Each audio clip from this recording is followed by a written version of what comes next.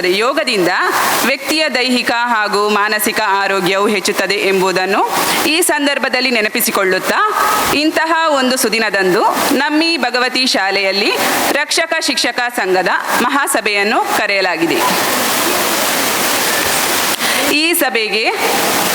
ಈ ಸಭೆಗೆ ಸಂಪನ್ಮೂಲ ವ್ಯಕ್ತಿಯಾಗಿ ಶ್ರೀಮತಿ ತಹಸೀನ್ ಅರೀಫ್ ರವರು ಆಗಮಿಸಿರುವರು. ಇವರು ಪ್ರಸ್ತುತ ಮಂಗಳೂರು ದಕ್ಷಿಣ ವಿಭಾಗದ ಕ್ಷೇತ್ರ ಸಂಪನ್ಮೂಲ ವ್ಯಕ್ತಿಯಾಗಿ ಕಾರ್ಯನಿರ್ವಹಿಸುತ್ತಿದ್ದಾರೆ. ಇವರೊಂದಿಗೆ ಭಗವತಿ ಎಜುಕೇಷನ್ ಟ್ರಸ್ಟ್ನ ಅಧ್ಯಕ್ಷರಾಗಿರುವ ಶ್ರೀಯುತ ದಿನಕರ್ ಉಳ್ಳಾಲ್, ಭಗವತಿ ಎಜುಕೇಷನ್ ಟ್ರಸ್ಟ್ನ ಉಪಾಧ್ಯಕ್ಷರಾಗಿರುವ ಶ್ರೀಯುತ ರಾಘವನ್ ಉಚ್ಚಿಲ್, ಭಗವತಿ ಎಜುಕೇಷನ್ ಟ್ರಸ್ಟ್ನ ಕೋಶಾಧಿಕಾರಿಯವರಾದ ಶ್ರೀಯುತ ಮಾಧವ ತಲಪಾಡಿ, ಭಗವತಿ ಎಜುಕೇಷನ್ ಟ್ರಸ್ಟ್ನ ಟ್ರಸ್ಟಿಯವರಾದಂತಹ ಶ್ರೀಮತಿ ಗಜಲಕ್ಷ್ಮಿ ಹಾಗೂ 2024-25ನೇ ಸಾಲಿನ ಶೈಕ್ಷಣಿಕ ಸಾಲಿನ ರಕ್ಷಕ ಶಿಕ್ಷಕ ಸಂಘದ ಅಧ್ಯಕ್ಷೆ ಶ್ರೀಮತಿ ಅಮೃತ ಪಿ ಶೆಟ್ಟಿ ಹಾಗೂ ಉಪಾಧ್ಯಕ್ಷರಾಗಿರುವ ಶ್ರೀಯುತ ಪ್ರವೀಣ್ ಬಸ್ತಿ ಹಾಗೂ ರಕ್ಷಕ ಶಿಕ್ಷಕ ಸಂಘದ ಸದಸ್ಯರು ಮತ್ತು ಭಗವತಿ ಪ್ರೌಢಶಾಲಾ ವಿಭಾಗದ ಮುಖ್ಯ ಶಿಕ್ಷಕಿಯವರಾದಂತಹ ಶ್ರೀಮತಿ ಸುರೇಖಾ ಜೆ, ಭಗವತಿ ಪ್ರಾಥಮಿಕ ಶಾಲಾ ವಿಭಾಗದ ಮುಖ್ಯ ಶಿಕ್ಷಕಿ ಶ್ರೀಮತಿ ಪ್ರಮೀಳಾ ಇವರೆಲ್ಲರೂ ಉಪಸ್ಥಿತರಿರುತ್ತಾರೆ. ಇವರೆಲ್ಲರನ್ನು ನೃತ್ಯ ಶೈಲಿಯಲ್ಲಿ ಸ್ವಾಗತಿಸಲು ಬರುತ್ತಿದ್ದಾರೆ ನಮ್ಮ ಭಗವತಿ ಶಾಲಾ ಪ್ರಾಥಮಿಕ ವಿಭಾಗದ ವಿದ್ಯಾರ್ಥಿನಿಯರು.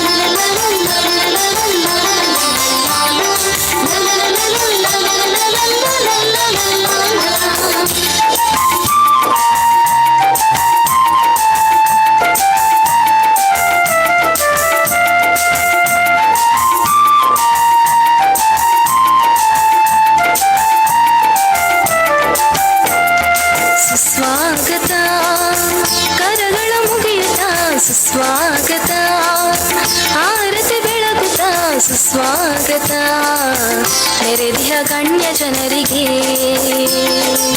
ಸ್ವಾಗತ ಕೋರುವಗಳಿಗೆ ಸ್ವಾಗತ, ಆತ್ಮೀಯ ಸ್ವಾಗತ, ಹಾರ್ದಿಕ ಸ್ವಾಗತ, ಒಲುಮೆಯ ಸ್ವಾಗತ, ಸ್ವಾಗತ, ಆತ್ಮೀಯ ಸ್ವಾಗತ, ಹಾರ್ದಿಕ ಸ್ವಾಗತ, ಒಲುಮೆಯ ಸ್ವಾಗತ, ಸುಸ್ವಾಗತ, ಕರಗಳ ಮುಗಿಯುತ್ತ ಸುಸ್ವಾಗತ, ಆರತಿ ಬೆಳಗುತ್ತ ಸುಸ್ವಾಗತ, ನೆರೆದಿಯ ಗಣ್ಯ ಜನರಿಗೆ ಸ್ವಾಗತ ಕೋರುವಗಳಿಗೆ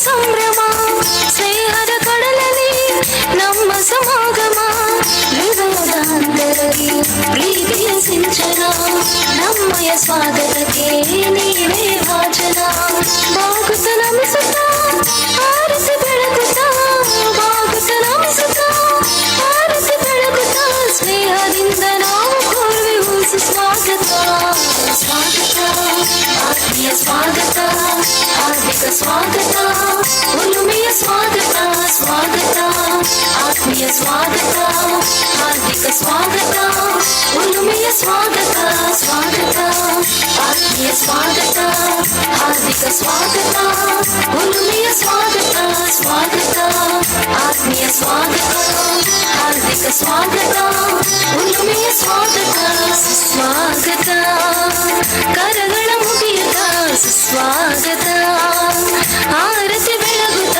ಸುಸ್ವಾಗತ ನೆರೆದಿಹ ಗಣ್ಯ ಜನರಿಗೆ ಸ್ವಾಗತ ಕೋರುವಗಳಿಗೆ ಸ್ವಾಗತ ಆತ್ಮೀಯ ಸ್ವಾಗತ ಹಾರ್ದಿಕ ಸ್ವಾಗತ ಉಳುಮೆಯ ಸ್ವಾಗತ ಸ್ವಾಗತ ಆತ್ಮೀಯ ಸ್ವಾಗತ ಹಾರ್ದಿಕ ಸ್ವಾಗತ ಉಳುಮೆಯ ಸ್ವಾಗತ ಉಳುಮೆಯ ಸ್ವಾಗತ ಉಳುಮೆಯ ಸ್ವಾಗತ. ರಿಗೆ ಧನ್ಯವಾದಗಳು.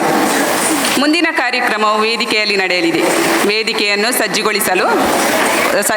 ಸಜ್ಜುಗೊಳಿಸಬೇಕಾಗಿ ಶಿಕ್ಷಕರಲ್ಲಿ ಕೇಳಿಕೊಳ್ಳುತ್ತೇವೆ. ವೇದಿಕೆಯ ಮುಂಭಾಗದಲ್ಲಿ ಉಪಸ್ಥಿತರಿರುವಂತಹ ಎಲ್ಲ ಗಣ್ಯರನ್ನು ಭಗವತಿ ಪ್ರಾಥಮಿಕ ವಿಭಾಗದ ಮುಖ್ಯ ಶಿಕ್ಷಕಿ ಶ್ರೀಮತಿ ಪ್ರಮೀಳಾ ಹಾಗೂ ಪ್ರೌಢಶಾಲಾ ವಿಭಾಗದ ಮುಖ್ಯ ಶಿಕ್ಷಕಿ ಶ್ರೀಮತಿ ಸುರೇಖಾ ಜೈರವರು ಜೊತೆಗೂಡಿ ವೇದಿಕೆಗೆ ಕರೆತರಬೇಕಾಗಿ ಕೇಳಿಕೊಳ್ಳುತ್ತೇನೆ. ನಿರುತದಿ ಕಾಯೋ ಪಾರ್ವತಿ ತನಯ ಹರುಷದಿ ಲಾಲಿಸು ನಮ್ಮಯ ಮೊರೆಯ ನಿರುತದಿ ಕಾಯೋ ಪಾರ್ವತಿ ತನಯ ಹರುಷದಿ ಲಾಲಿಸು ನಮ್ಮಯ ಮೊರೆಯ ನಿರುತದಿ ಕಾಯೋ ಪಾರ್ವತಿ ತನಯ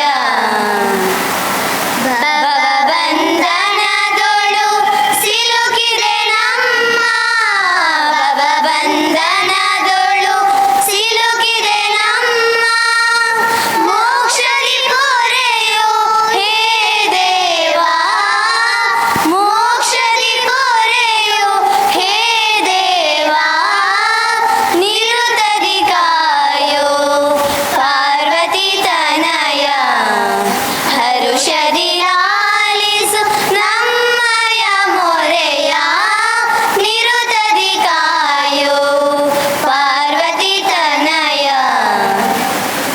ವಿನಯದಿ ಬೇಡುವೆ ಶಾರದ ಮಾತೆ ವಿನಯದಿ ಬೇಡುವೆ ಶಾರದ ಮಾತೆ ಕರುಣಿಸು ಅಭಯವ ಈ ಶುಭ ಕಾರ್ಯಕ್ಕೆ ಕರುಣಿಸು ಅಭಯವ ಈ ಶುಭ ಕಾರ್ಯಕ್ಕೆ ನಿರುತದಿ ಕಾಯೋ ಪಾರ್ವತಿ ತನಯ ಹರುಷದಿ ಲಾಲಿಸು ನಮ್ಮಯ ಮೊರೆಯ ನಿರುತದಿ ಕಾಯೋ ಪಾರ್ವತಿ ತನಯ. ಅತಿಥಿ ಸತ್ಕಾರಕ್ಕೆ ಆದ್ಯತೆ ನೀಡುತ್ತಾ ವೇದಿಕೆಯಲ್ಲಿ ಉಪಸ್ಥಿತರಿರುವಂತಹ ಗಣ್ಯರನ್ನು ಸ್ವಾಗತಿಸಲು ಬರುತ್ತಿದ್ದಾರೆ ಭಗವತಿ ಪ್ರಾಥಮಿಕ ಶಾಲಾ ವಿಭಾಗದ ಮುಖ್ಯ ಶಿಕ್ಷಕಿ Shrimati ಪ್ರಮೀಳಾರವರು.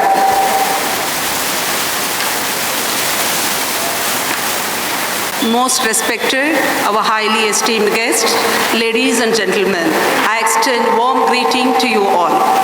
Today, on behalf of the management, staff and students of Higher Primary School, I am privileged to welcome you to the PTA General Body Meeting of the year 2025-26. Today we gather to strengthen the bond between home and school, a partnership that is crucial for our child's growth and success. The relation between parents and teachers is a cornerstone of a child's education. When we work together, we provide a supportive environment that fosters academic excellence, emotional well-being, and character development. Let's work together for the success. First of all, with great pleasure, I would like to welcome our guest and today's resource person, Srimati Tahsin, Block Resource Person, Mangalore South. Having 23 years service in the Education Department, worked as a Senior Master Trainer for Nalikali. Dakshina Kannada District Master Trainer for SWEEP, Systematic Voter Education and Electoral Participation since 2018, who has graciously accepted our invitation to share valuable insights with us today. We are grateful for your presence and look forward to your valuable inputs. Well, it is a special pleasure to welcome our management committee. President of Bhagavati Education Trust, Sri Dinakar Ullal. Your vision and leadership guides us towards excellence. Welcome, sir. Vice President of Bhagavati Education Trust, Sri Raghavan Uchil. Your valuable insights and support means a lot to us. Welcome, sir. Treasurer of Bhagavati Education Trust, Sri Madhava Talapadi. It is an honor to extend a warm welcome and we are grateful for your dedication. Welcome, sir. Srimati Gajalakshmi, Trustee of Bhagavati Education Trust. A woman power leads this institution to reach its destiny. Welcome, dear ma'am. Our high school headmistress, Srimati Surekha ji. We are grateful for your presence today. I bid a hearty welcome to you, dear ma'am. It's our honor to welcome Srimati Amrita P. Shetty, President, Parents Teachers Association of the year 2024-25, and Vice President Sri Praveen Basti. Your presence is the testament to your commitment to our school community. Welcome both. We extend our wholehearted welcome to all the newly elected PTA members for your unwavering support and active involvement in social and school affairs.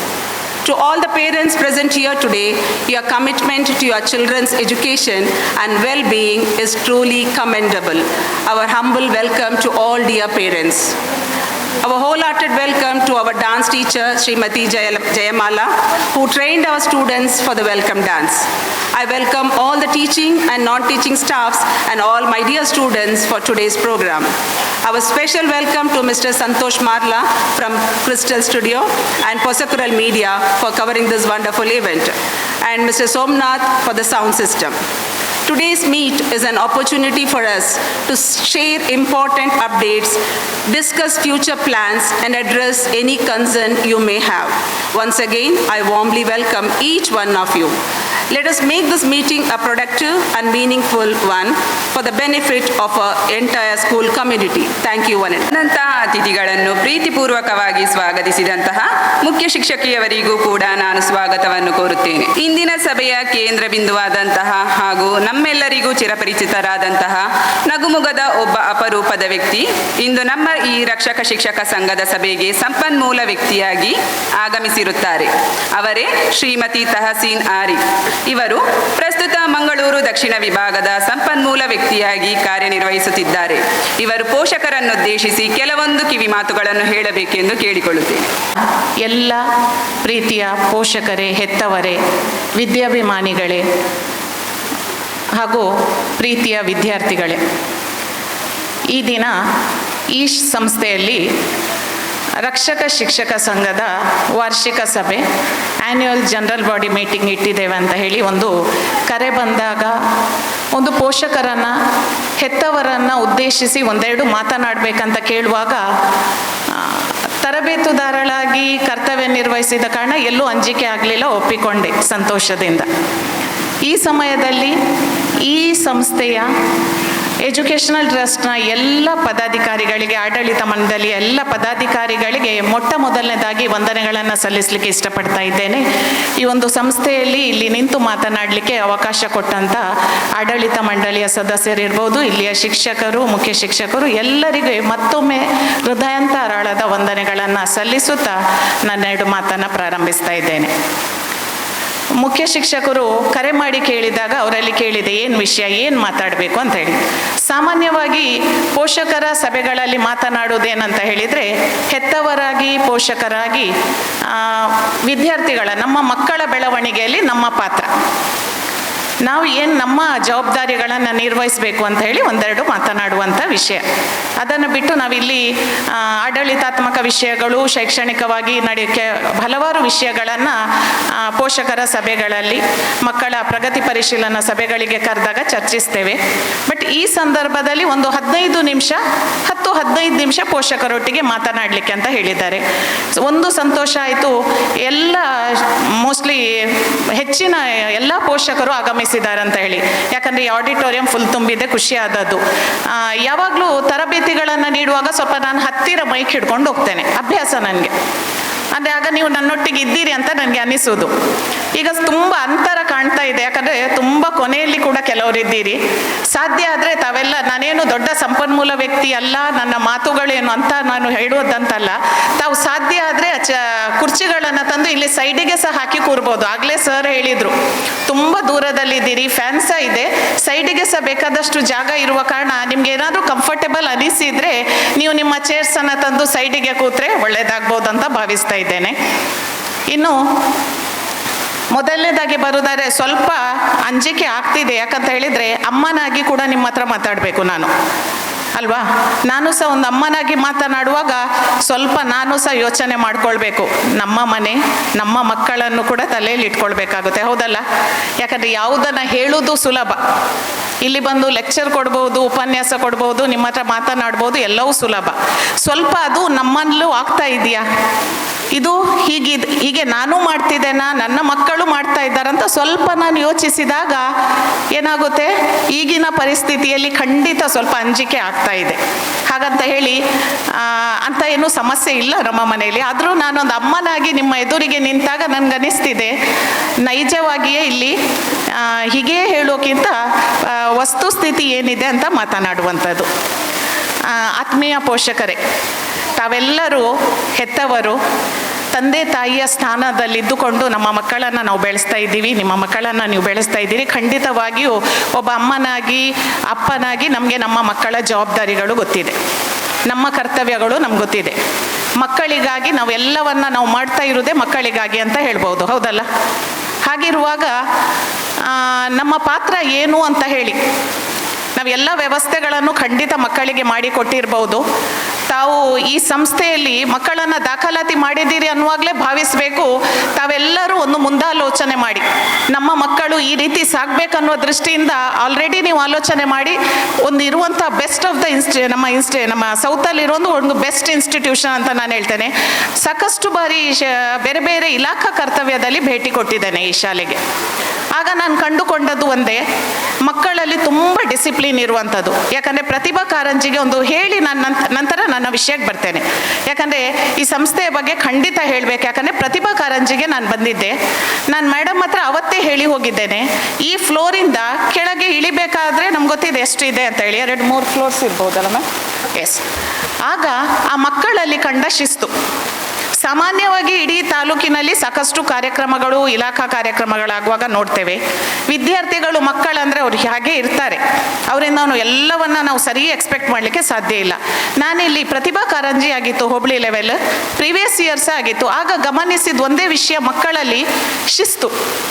ತುಂಬ ಸಂತೋಷ ಪಟ್ಟದ್ದು ಅದೇ ಏನಂತ ಹೇಳಿದರೆ, ಆ ಕೆಳಗಿನ ಫ್ಲೋರ್ಸಿಂದ ಮೇಲಿನ ಫ್ಲೋರ್ಸ್ಗೆಲ್ಲ arrangement ಮಾಡಿದ ನಂತರ ಅಗತ್ಯ ಬಿದ್ದಾಗ ಚೇರ್ಸ್ಗಳನ್ನ ತಗೊಂಡೋದ ರೀತಿ, ಆ ಮಕ್ಕಳು ಓಡಾಡ್ತಾ ಇದ್ದಂಥ ರೀತಿ, ಎಲ್ಲೂ ಇಂಡಿಸಿಪ್ಲಿನ್ ಕಾಣಲಿಲ್ಲ, ಗಲಾಟೆ ಕಾಣಲಿಲ್ಲ. ಇಲ್ಲದಿದ್ದರೆ ಸಾಮಾನ್ಯ ನಾನು ಹೇಳುವಂಥದ್ದು, ಮಕ್ಕಳಂತ ಹೇಳಿದರೆ ಓಡುವುದು ಬರುವುದು, ಆ ಚೇರ್ಸ್ಗಳನ್ನು ಬೇಕಾದಾಗ ತಗೊಂಡೋಗ್ತಿದ್ರು. ವಾಲಂಟಿಯರ್ಸ್ ಯಾವ ರೀತಿ ಇದೆ, ನಾನು ಮೇಡಮ್ ಹತ್ರ ಹೇಳಿ ಹೋಗಿದ್ದೆ, ಖುಷಿ ಆದದ್ದು ಇಲ್ಲಿ ಅಂದರೆ ಮಕ್ಕಳು ಒಂದೆಷ್ಟು ಡಿಸಿಪ್ಲಿನ್ಡ್ ಇದ್ದಾರೆ ಅಂತ ಹೇಳಿ. ಅದೊಂದೇ ವಿಷಯ ಸಾಕು ಈ ಸಂಸ್ಥೆ ಏನು ಅಂತ ಹೇಳಲಿಕ್ಕೆ. ಹಾಗಾಗಿ ತಾವೆಲ್ಲರೂ ತುಂಬ ಉತ್ತಮವಾದಂಥ ಒಂದು ಆಯ್ಕೆ, ಡಿಸಿಷನ್ ತಗೊಂಡಿದ್ದೀರಿ, ಒಂದು ಉತ್ತಮವಾದಂಥ ಒಂದು ಸಂಸ್ಥೆಗೆ ದಾಖಲಾತಿ ಮಾಡಿದ್ದೀರಿ.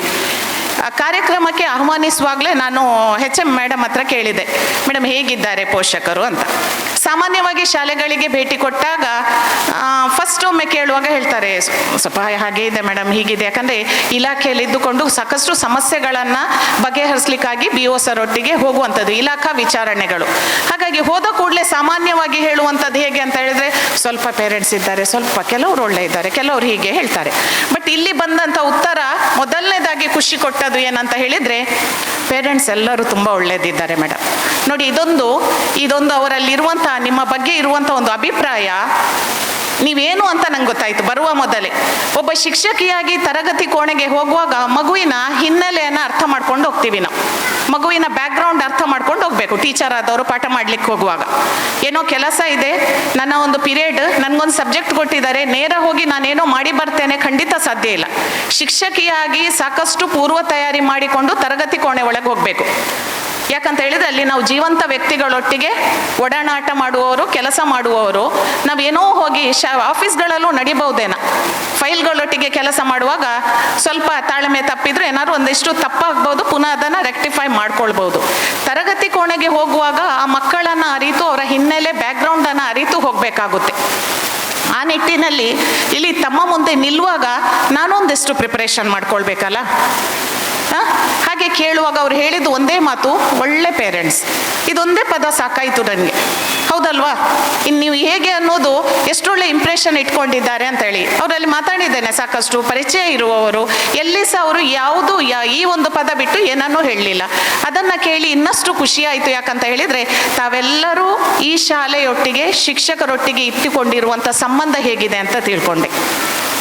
ಆತ್ಮೀಯ ಪೋಷಕರೇ, ಸಮಯ ಕಡಿಮೆ ಕೊಟ್ಟಿದ್ದಾರೆ, ಒಂದಿಷ್ಟು ವಿಷಯಗಳನ್ನು ಹೇಳಲಿಕ್ಕೆ ಖಂಡಿತ ಪ್ರಯತ್ನಿಸ್ತೇನೆ. ಶಿಕ್ಷಣ ಅಂತ ಹೇಳಿದರೆ ನಮ್ಗೆ ಗೊತ್ತು, ಮಕ್ಕಳ ಸರ್ವತೋಮುಖ ಅಭಿವೃದ್ಧಿ. ದೊಡ್ಡ ದೊಡ್ಡ ಪದಗಳನ್ನು ಹೇಳಿ ನಿಮಗೆ ಖಂಡಿತ ನಾನು ಕನ್ಫ್ಯೂಸ್ ಮಾಡೋದಿಲ್ಲ. ಅಥವಾ ತಾವೆಲ್ಲರೂ ಈ ದಿನ ಆಡಳಿತ ಮಂಡಳಿ ಶಿಕ್ಷಕರ ಆಹ್ವಾನಕ್ಕೆ ಪ್ರೀತಿಯಿಂದ ಗೌರವಿಸಿ ತಾವೆಲ್ಲರೂ ಬಂದಿದ್ದೀರಿ. ದೊಡ್ಡ ಸಂಖ್ಯೆಯಲ್ಲಿ ಪೋಷಕರ ಸಂಖ್ಯೆ ಕಾಣ್ತಾ ಇದೆ. ತಾವೆಲ್ಲರೂ ಸಾಕಷ್ಟು ಕೆಲಸದ ಒತ್ತಡದಲ್ಲೂ ಬಂದಿರಬಹುದು, ಎಲ್ಲರಿಗೂ ತೆರಳುವ ಒಂದು ಕಾತುರವೂ ಇರಬಹುದು. ನಾನೀಗ ಹೇಳುವುದಾದರೆ ಪೋಷಕರ ಪಾತ್ರ ಅಂತ ಹೇಳಿದರೆ ಪೋಷಕರು ಮಾತ್ರ ಅಲ್ಲ, ವಿದ್ಯಾರ್ಥಿಗಳ ಬೆಳವಣಿಗೆಯಲ್ಲಿ ಪೋಷಕರ ಪಾತ್ರವೂ ಇದೆ, ಶಿಕ್ಷಕರ ಪಾತ್ರವೂ ಇದೆ. ಹೆಚ್ಚಿನ ಸಮಯ ಶಾಲೆಯಲ್ಲಿ ಮಕ್ಕಳು ಕಳೀತಾರೆ. ಬೆಳಿಗ್ಗೆ ಹೊರಟು ಬಂದ ಕೂಡಲೇ ಶಾಲೆಯಲ್ಲಿ ಇರ್ತಾರೆ.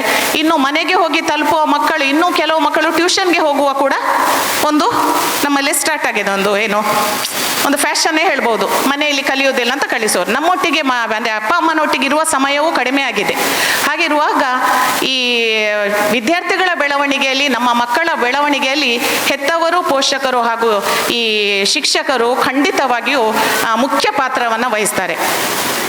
ಈ ಮಗುವನ್ನು ನಾನು ಏನಾದರೂ, ಈ ಸಿಸ್ಟಮನ್ನು ಏನಾದರೂ ಒಂದು 3 ವೀಲರ್, ಒಂದು ತ್ರಿಚಕ್ರ ವಾಹನಕ್ಕೆ ಏನಾದರೂ ಹೋಲಿಸಿದರೆ, ಒಂದು ಆಟೋ ರಿಕ್ಷಾವೇ ಅಂತ ಅಂದ್ಕೊಳ್ಳಿ, ಹೋಲಿಸಿದರೆ ಮುಂದಿನ ಚಕ್ರ ಮಗು ಅಂತ ನಾವು ಭಾವಿಸಿಕೊಂಡ್ರೆ ಹಿಂದಿನ 2 ಚಕ್ರಗಳು ಹೆತ್ತವರು, ಪೋಷಕರು ಅಥವಾ ಶಿಕ್ಷಕರಾಗಿರ್ತಾರೆ. ನೋಡಿ, ಆ ಎದುರಿನ ಚಕ್ರ ಸರಾಗವಾಗಿ ಹೋಗ್ಬೇಕಂತ ಹೇಳಿದರೆ ಹಿಂದಿನ 2 ಚಕ್ರಗಳ ಸಹಾಯ ಖಂಡಿತ ಬೇಕು. ಬಲ ಬೇಕು, ಶಕ್ತಿ ಬೇಕು. ಆ 2 ಹಿಂದಿನ ಚಕ್ರ ಸಹಕರಿಸಿದ್ರೆ ಮಾತ್ರ ಈ ಮುಂದಿನ ಚಕ್ರ ಈಸಿಲಿ ಹೋಗ್ಬಹುದು ಅಂತ. ಕೆಲವೊಂದು ಸಮಯದಲ್ಲಿ ಆ ಚಕ್ರ ಸರಾಗವಾಗಿ ಹೋಗ್ಬೋದು, ಹಿಂದಿನ ಯಾವುದಾದ್ರು ಒಂದು ಚಕ್ರ ಕಳ್ಕೊಂಡು ಸಾಧ್ಯ ಇಲ್ಲ. ಆದರೂ ಕೆಲವೊಂದು ಸಂದರ್ಭದಲ್ಲಿ ಹೋಗ್ಲೂಬಹುದು. ಹಿಂದಿನ 2 ಚಕ್ರ ಸರಿ ಇಲ್ದಿರು ಮುಂದಿನ ಚಕ್ರ ಹೋಗ್ಬಹುದು. ಅದು ಎಲ್ಲಿ? ಡೌನ್ ಸಿಗಬೇಕು ಅಲ್ವಾ? ಡೌನ್ ಎಲ್ಲಾದರೂ ರಸ್ತೆಯಲ್ಲಿ ಇಳಿಜಾರು ಸಿಕ್ಕಿದ್ರೆ ಹೋಗ್ಬಹುದು. ಆದರೆ ಎಲ್ಲ ಕಡೆ ಇಳಿಜಾರು ಇರುವುದಿಲ್ಲ, ಖಂಡಿತ ಇರುತ್ತಾ? ರಸ್ತೆಗಳು ಅಂಕುಡೊಂಕು ಇದೆ, ಎತ್ತರವೂ ಇದೆ, ತಗ್ಗೂ ಇದೆ, ಹೌದಲ್ವಾ? ನೇರವೂ ಇದೆ. ಆಗ ಖಂಡಿತ ಸಾಧ್ಯ ಇಲ್ಲ. ಕೆಲವೊಂದು ಸಂದರ್ಭದಲ್ಲಿ ಸಾಧ್ಯ ಆಗ್ಬಹುದು. ಹಿಂದಿನ 2 ಚಕ್ರ ಸರಿ ಇಲ್ದಿರು ಮುಂದಿನ ಚಕ್ರ ಹೋಗಿ ಗುರಿ ತಲುಪಬಹುದೇನೋ. ಎಲ್ಲ ಸಂದರ್ಭಗಳಲ್ಲಿ ಸಾಧ್ಯ ಇಲ್ಲ. ಆಗ ಆ ಮಗು ಗುರಿ ತಲುಪಲಿಕ್ಕೆ ಹಿಂದಿನ ಚಕ್ರದ ಅಗತ್ಯತೆ ಖಂಡಿತ ಇದೆ. ಪೋಷಕರಿರ್ಬೋದು, ಶಿಕ್ಷಕರಿರ್ಬೋದು, ತಮ್ಮ ತಮ್ಮ ಪಾತ್ರಗಳನ್ನು ಸರಿಯಾಗಿ ನಿಭಾಯಿಸಿದರೆ ಮಾತ್ರ ಆ ಮಗು ಮುಂದೆ ಸಾಗಲಿಕ್ಕೆ ಆಗುವಂಥದ್ದು. ಸಾಮಾನ್ಯವಾಗಿ ನಾವು ಹೇಳುವಂಥದ್ದೇನು, ಏನಾದರೂ ಹೇಳಿದರೆ ಎಷ್ಟು ಹೇಳಿದರೂ ಅಷ್ಟೇ, ಅಂತೆ ಸರಿ ಆಗಲಿಕ್ಕೆ ಇಲ್ಲ. ಇದು ಸಾಮಾನ್ಯವಾಗಿ ಒಂದು ಮನೆಯಲ್ಲಿ ನಾವು ಮಾತಾಡುವಂಥದ್ದು. ಶಿಕ್ಷಕರಾಗಿಯೂ ಇದೇ ಮಾತು. ಒಮ್ಮೆ ಒಂದು ಸಲ 2 ಸಲ ಹೇಳಿದಂತ ಇವನ್ ಹೀಗೆ ಅಂತ ಹೇಳೋರು. ಆದರೆ ನಮ್ಮ ಪಾತ್ರವನ್ನು ಅರಿತಾಗ ಮಾತ್ರ ನಾವು ಖಂಡಿತ ಮಗುವನ್ನು ಬ್ಲೇಮ್ ಮಾಡಲಿಕ್ಕೆ ಸಾಧ್ಯ ಇಲ್ಲ. ಸದ್ಯದ ಪರಿಸ್ಥಿತಿಯಲ್ಲಿ ನೀವು ಯಾರೂ ಕೂಡ ಈಗ ಹೇಳಿದರೆ ಅಬ್ಜೆಕ್ಷನ್ ಮಾಡ್ಬೋದಿಲ್ಲ, ಮಕ್ಕಳು ಕೂಡ. ಯಾಕಂದರೆ ಈಗಿನ ಜನ್ರೇಷನ್ನೇ ಸ್ವಲ್ಪ ಬದಲಾವಣೆ ಆಗಿದೆ. ನಾನು ಏನು ಮಾತಾಡಿದ್ರು ನನ್ನ ಮಕ್ಕಳನ್ನು ದೃಷ್ಟಿಯಲ್ಲಿ ಇಟ್ಕೊಂಡು ಮಾತಾಡ್ತೇನೆ. ನಾನು ಜನರಲೈಸ್ ಖಂಡಿತ ಮಾಡೋದಿಲ್ಲ. ಸಾಮಾನ್ಯವಾಗಿ ಮಕ್ಕಳನ್ನು ನೋಡಿಕೊಂಡು ಹೇಗಿದ್ದಾರೆ ಈಗಿನ ಪರಿಸ್ಥಿತಿಯಲ್ಲಿ, ಅಂದರೆ ನಾವು ತುಂಬ ವಯಸ್ಸಾಗಲಿಲ್ಲ ನನಗೂ, ಆದರೂ ಹೇಳೋದು ನಾವು ಕಲಿತಾಗ ನಾವು ನಮ್ಮ ಅಪ್ಪ ಅಮ್ಮನಿಗೆ, ನಮ್ಮ ಸಂಬಂಧಿಕರೊಟ್ಟಿಗೆ, ನೆರೆಹೊರೆಯೊಟ್ಟಿಗೆ ನಾವು ವ್ಯವಹರಿಸುತ್ತಿದ್ದ ರೀತಿಗೂ ಈಗಿನ ಮಕ್ಕಳು ಇರುವಂಥ ರೀತಿ ತುಂಬ ವ್ಯತ್ಯಾಸ ಇದೆ. ಜನ್ರೇಷನ್ ಗ್ಯಾಪ್ ಅದು, ಮತ್ತು ಈಗಿನ ಪರಿಸ್ಥಿತಿ ಸಾಕಷ್ಟು ಎಕ್ಸ್ಪೋಜರ್ಸ್ ಅವರಿಗೆ ಇರುವ ಕಾರಣ ಅವರಲ್ಲಿ ಸ್ವಲ್ಪ ಬದಲಾವಣೆ ಖಂಡಿತ ಆಗಿದೆ. ಆದರೆ ಈ ಮಗುವಿನ ಬೆಳವಣಿಗೆಯಲ್ಲಿ ಪೋಷಕನಾಗಿ ಏನು ಮಾಡ್ಬೋದು ಅಂತ ಹೇಳಿ, ತಾವೆಲ್ಲರೂ ಜವಾಬ್ದಾರಿಯುತ ಸ್ಥಾನದಲ್ಲಿದ್ದೀರಿ, ಸಾಕಷ್ಟು ಮಕ್ಕಳ ಅಭಿವೃದ್ಧಿಗಾಗಿ ನೀವಿದ್ದೀರಿ, ಕಷ್ಟಪಡ್ತೀವಿ, ದುಡಿತೀವಿ, ಎಲ್ಲ ಮಕ್ಕಳ ಬೇಕು ಬೇಡಗಳಿಗೆ ಸ್ಪಂದಿಸ್ತೀವಿ, ಅವರ ಅಗತ್ಯತೆಗಳನ್ನೆಲ್ಲವೂ ನಾವು ಪೂರೈಸ್ತೇವೆ. ಯಾಕಂತ ಹೇಳಿದರೆ ನಾವು ಪಟ್ಟ ಕಷ್ಟ ನಮ್ಮ ಮಕ್ಕಳಿಗೆ ಬೇಡ ಅನ್ನೋದು ಮಾತ್ರ ಅಪ್ಪ ಅಮ್ಮ ಯೋಚನೆ ಮಾಡೋದು. ಈಗ ನಾನಿದ್ದದ್ದು ನನಗಿಂತ ಬೆಟರ್ ಪೊಸಿಷನಲ್ಲಿ ನನ್ನ ಮಗಳಿರಬೇಕು, ಮಕ್ಕಳಿರ್ಬೇಕಂತ ನಾನು ಭಾವಿಸ್ತೇನೆ. ಯಾಕಂತ ಹೇಳಿದರೆ ಸಾಕಷ್ಟು ಮಂಗಳೂರಲ್ಲಿ ನೋಡಿದರೆ ಬೇಕಾದಷ್ಟು ಒಳ್ಳೆ ರೆಪ್ಯೂಟೆಡ್ ಇನ್ಸ್ಟಿಟ್ಯೂಷನ್ಸ್ ಇದೆ. ಆದರೆ ನನ್ನ ವೈಯಕ್ತಿಕ ಅಂತ ತಿಳಿಬೇಡಿ, ಖಂಡಿತ ಪ್ರಚಾರವೂ ಅಲ್ಲ, ಆದರೂ ನನ್ನ ಮಗಳನ್ನು ನಾನು ಇಲ್ಲೇ ಎಲ್ಲಾದರೂ ಒಂದು ಒಳ್ಳೆ ಕಾಲೇಜಲ್ಲಿ ಕಲಿಸ್ಬೇಕಂತ ಯೋಚಿಸಿದೆ. ಆದರೆ ಅವಳು PUC ಬರುವಾಗಲೇ ಅವಳ ಮನಸ್ಸಿನಲ್ಲಿ ತಾನು ವಿದೇಶದಲ್ಲಿ ಸ್ಟಡಿ ಮಾಡಬೇಕಂತ ಬಂತು. ಆಗ ಏನೂ ಮಾಡಲಿಕ್ಕಾಗಲಿಲ್ಲ, ಸಾಕಷ್ಟು ಹೇಳಿದ್ದೇನೆ, ಬೇಡವೇ ಹೇಳಿದ್ದು, ಹೇಳಿ ಕೊನೆಗೆ ಒಪ್ಪದಿದ್ದಾಗ ನಾನೇ ಮನಸ್ಸು ಸೆಟ್ ಮಾಡಿಕೊಂಡೆ, ಇರಲಿ ಹೋಗಲಿ ಅಂತ. ಈಗ ವಿದೇಶದಲ್ಲಿ ಅವಳು ಹೈಯರ್ ಸ್ಟಡೀಸ್ಗೆ ಹೋಗಿದ್ದಾಳೆ. ಯಾಕೆ ಇದನ್ನು ಹೇಳ್ತಾ ಇದ್ದೇನೆಂದರೆ, ಇಲ್ಲಿ ಇದ್ದರೂ ಕೂಡ ಅವರಿಗೆ ಬೇಕಾದದನ್ನು ಎಲ್ಲವನ್ನ ಪ್ರೊವೈಡ್ ಮಾಡುವ ಇತ್ತು. ಆದರೂ ಆ ಮಕ್ಕಳಿಗೆ ಅವ್ರು ಬೇರೆ ಆಸೆ, ಇನ್ನೂ ಮೇಲ್ಹಂತಕ್ಕೆ ಹೋಗಬೇಕು. ಆಗ ಒಂದೇ ಯೋಚಿಸಿದ್ದು, ಇರಲಿ ನಮಗಿಂತ ಬೆಟರ್ ಆಗಿ ಬದುಕುವಂಥ ಆಸೆ ಇದ್ದಾಗ ಖಂಡಿತ ಅಂತ ಹೇಳಿ, ಹಾಗೆಯೇ ತಾವೆಲ್ಲರೂ ಯೋಚನೆ ಮಾಡುವವರು, ನಮ್ಮ ಪರಿಸ್ಥಿತಿಗಿಂತ ಉತ್ತಮ ಪರಿಸ್ಥಿತಿಯಲ್ಲಿ ಅವ್ರು ಇರಲಿ ಅನ್ನುವ ಒಂದು ಆಶಾಭಾವನೆ ನಾವು ಇಟ್ಕೊಂಡು ಬದುಕ್ತಾ ಇದ್ದೇವೆ.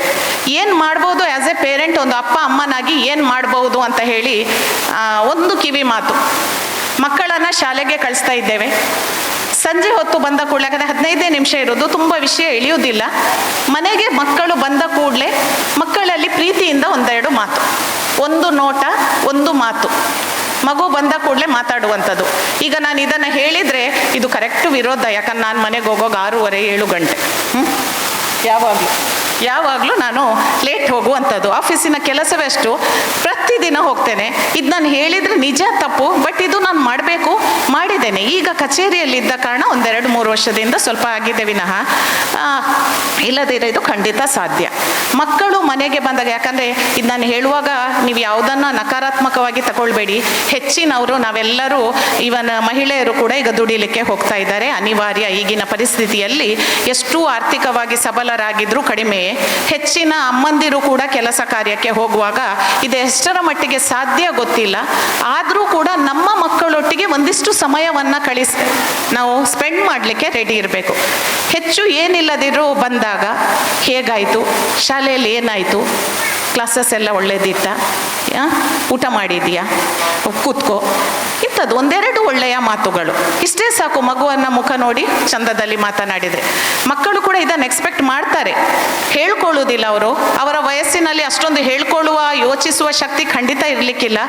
ಮತ್ತು ತಾವೆಲ್ಲರೂ ಪ್ರಾಥಮಿಕ ವಿಭಾಗದ ಪೋಷಕರು, ಖಂಡಿತ ದೊಡ್ಡ ಮಕ್ಕಳು ಸಹ ಇರ್ಬೋದು, ಅವರೇನೋ ಆ ಮಟ್ಟಕ್ಕೆ ಈಗ ಅವರ ಬುದ್ಧಿ ಬೆಳವಣಿಗೆ ಆಗದಿದ್ದರೂ ಆ ಮಗುವಿಗೆ ನೀವು ಮಾತಾಡಿದ 1-2 ಮಾತುಗಳು ಒಂದು ಬಾಂಡ್ ಕ್ರಿಯೇಟ್ ಆಗಲಿಕ್ಕೆ ಖಂಡಿತ ಹೆಲ್ಪ್ ಆಗುತ್ತೆ. ಒಂದು ಐ ಟು ಐ ಕಾಂಟ್ಯಾಕ್ಟ್ ಆದರೆ ಮಾತ್ರ ಅಲ್ಲಿ ನಮ್ಮ ಸಂಬಂಧಗಳು ಬೆಳೀತವೆ ಅಂತ ಹೇಳಿ. ನಾವು ಮಗುವಿಗೆ ಎಲ್ಲವನ್ನ ಪ್ರೊವೈಡ್ ಮಾಡ್ಬೋದು, ಎಲ್ಲವನ್ನ ಕೊಟ್ಟಿರ್ಬೋದು, ಆದರೆ ಆ ಮಗುವಿನಲ್ಲಿ ಏನೊಂದು ಆತ್ಮೀಯವಾದ ಸಂಬಂಧ ಬೆಳೆಸಬೇಕು ಅಂತ ಹೇಳಿದರೆ ಏನಿಲ್ಲ. ಮಗು ಮನೆಗೆ ಬಂದಾಗ, ಬೆಳಿಗ್ಗೆ ಹೊರಡುವಾಗ, ಮನೆಗೆ ಬಂದಾಗ ಅವನಲ್ಲಿ ಒಂದು ಮಗುವಿನ ಚಂದದ ಮಾತುಗಳು 4.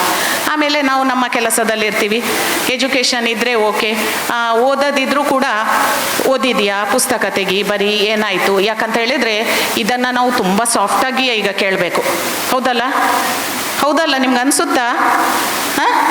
ತುಂಬ ಜೋರಾಗಿ ಸಹ ಕೇಳಲಿಕ್ಕಿಲ್ಲ. ಕೇಳಿದರೆ ಅವರು ಸಿಗ್ತಾರೆ ಅವ್ರು ನಮ್ಮ ಕೈಗೆ, ಅವರು ವೈಲೆಂಟ್ ಆಗ್ತಾರೆ. ಅದು ಪರಿಸ್ಥಿತಿ ಹೇಳ್ತಾ ಇದ್ದೇನೆ.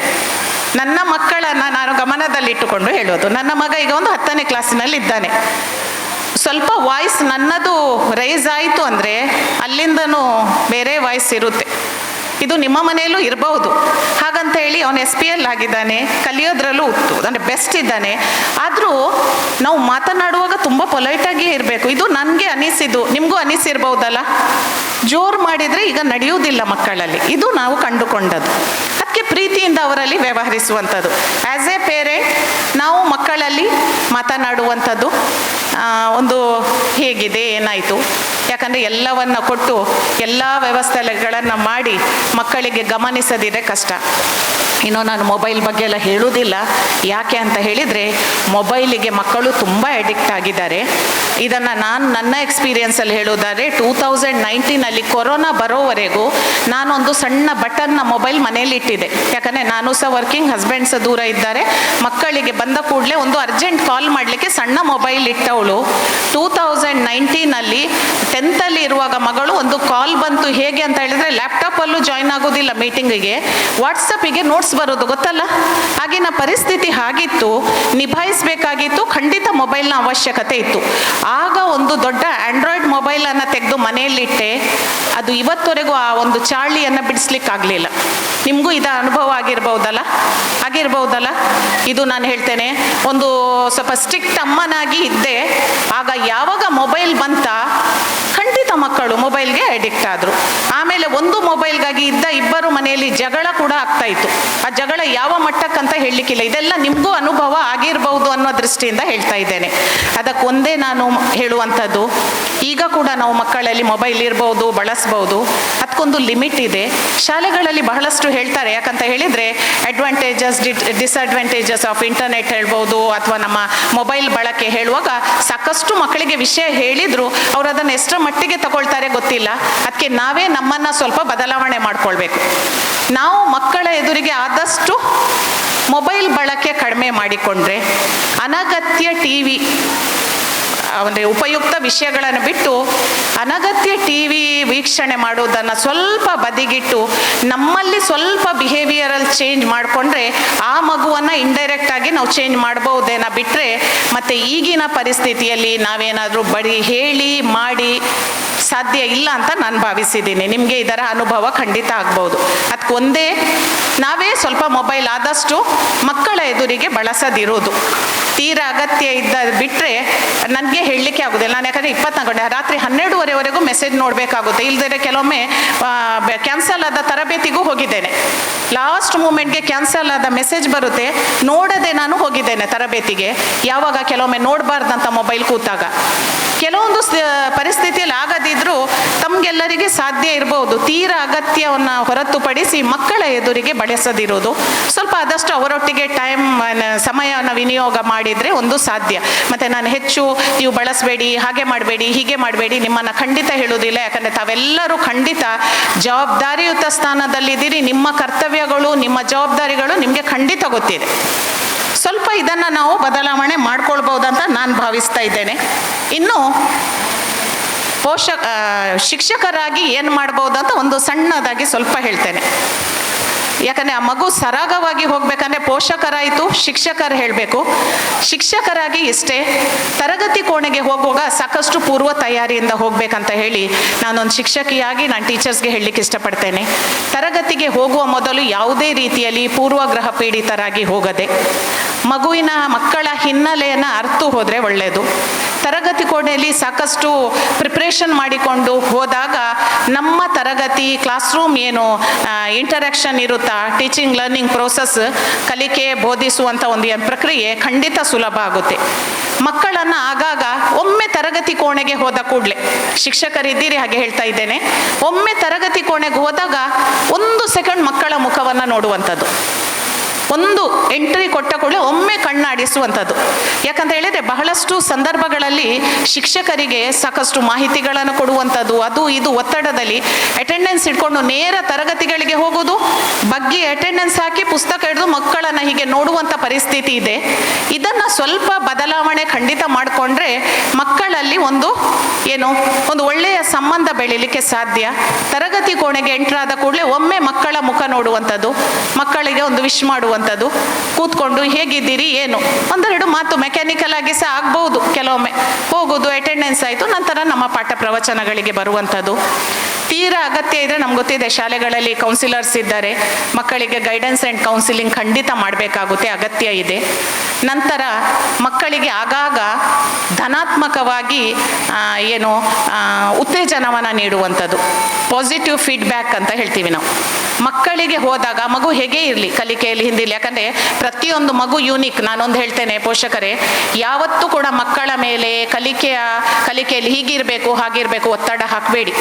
ಪ್ರತಿಯೊಂದು ಮಗು ಯೂನಿಕ್, ಏನು ಹೇಳ್ತೀವಿ, ವಿಶೇಷವಾದದ್ದು. ಅವರಲ್ಲಿ ಸಾಮರ್ಥ್ಯಗಳಿದೆ.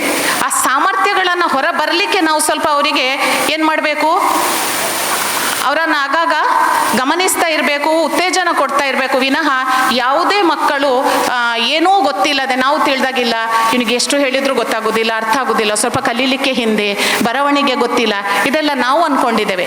ಎಷ್ಟೋ ಮಕ್ಕಳು, ಕಲಿಕೆಯಲ್ಲಿ ಇಲ್ಲದ ಮಕ್ಕಳು ಯಾವ್ಯಾವ ಪೊಸಿಷನ್ ತಲುಪಿದ್ದಾರೆ, ಸಾಮರ್ಥ್ಯ ಇದೆ, ಎಷ್ಟೋ ಸಾಧನೆ ಮಾಡಿದ್ದಾರೆ. ಕಲಿಕೆಯನ್ನು ಒಂದೇ ಗುರಿಯಾಗಿಟ್ಟುಕೊಂಡು ಮಕ್ಕಳನ್ನು ಅದು ಅವರಿಗೆ ಒತ್ತಡ ಅನಿಸುತ್ತೆ. ಹಾಗಾಗಿ ಅದನ್ನು ಹೊರತುಪಡಿಸಿ ಶಿಕ್ಷಕರಾದವರು ಕೂಡ ಒಂದು ಪಾಸಿಟಿವ್ ಫೀಡ್ಬ್ಯಾಕ್ ಕೊಡುವಂಥದ್ದು.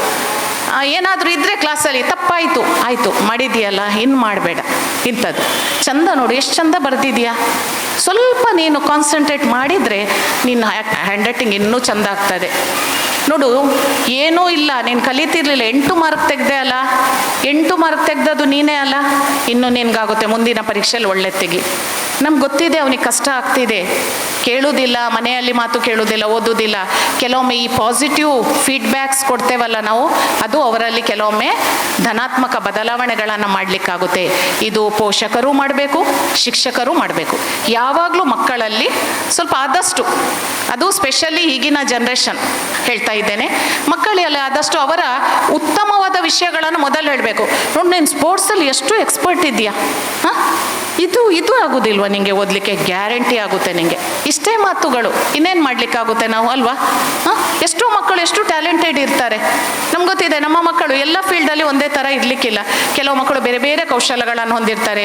ಸಿಂಗಿಂಗಲ್ಲಿ ಇರ್ಬೋದು, ಡ್ಯಾನ್ಸಿಂಗ್ ಇರ್ಬೋದು. ಇಲ್ಲಿ ನಮ್ಮ ಪ್ರತಿಭಾ ಕಾರಂಜಿ ಬಂದರೆ ಗೊತ್ತಾಗುತ್ತೆ, ಹೆಚ್ಚಿನ ಮಕ್ಕಳು, ಕಲಿಕೆಯಲ್ಲಿ ಇಲ್ಲದ ಮಕ್ಕಳು ಇಲ್ಲಿ ಬೇರೆ ಬೇರೆ ಈವೆಂಟ್ಸ್ಗೆ ಭಾಗವಹಿಸ್ತಾರೆ.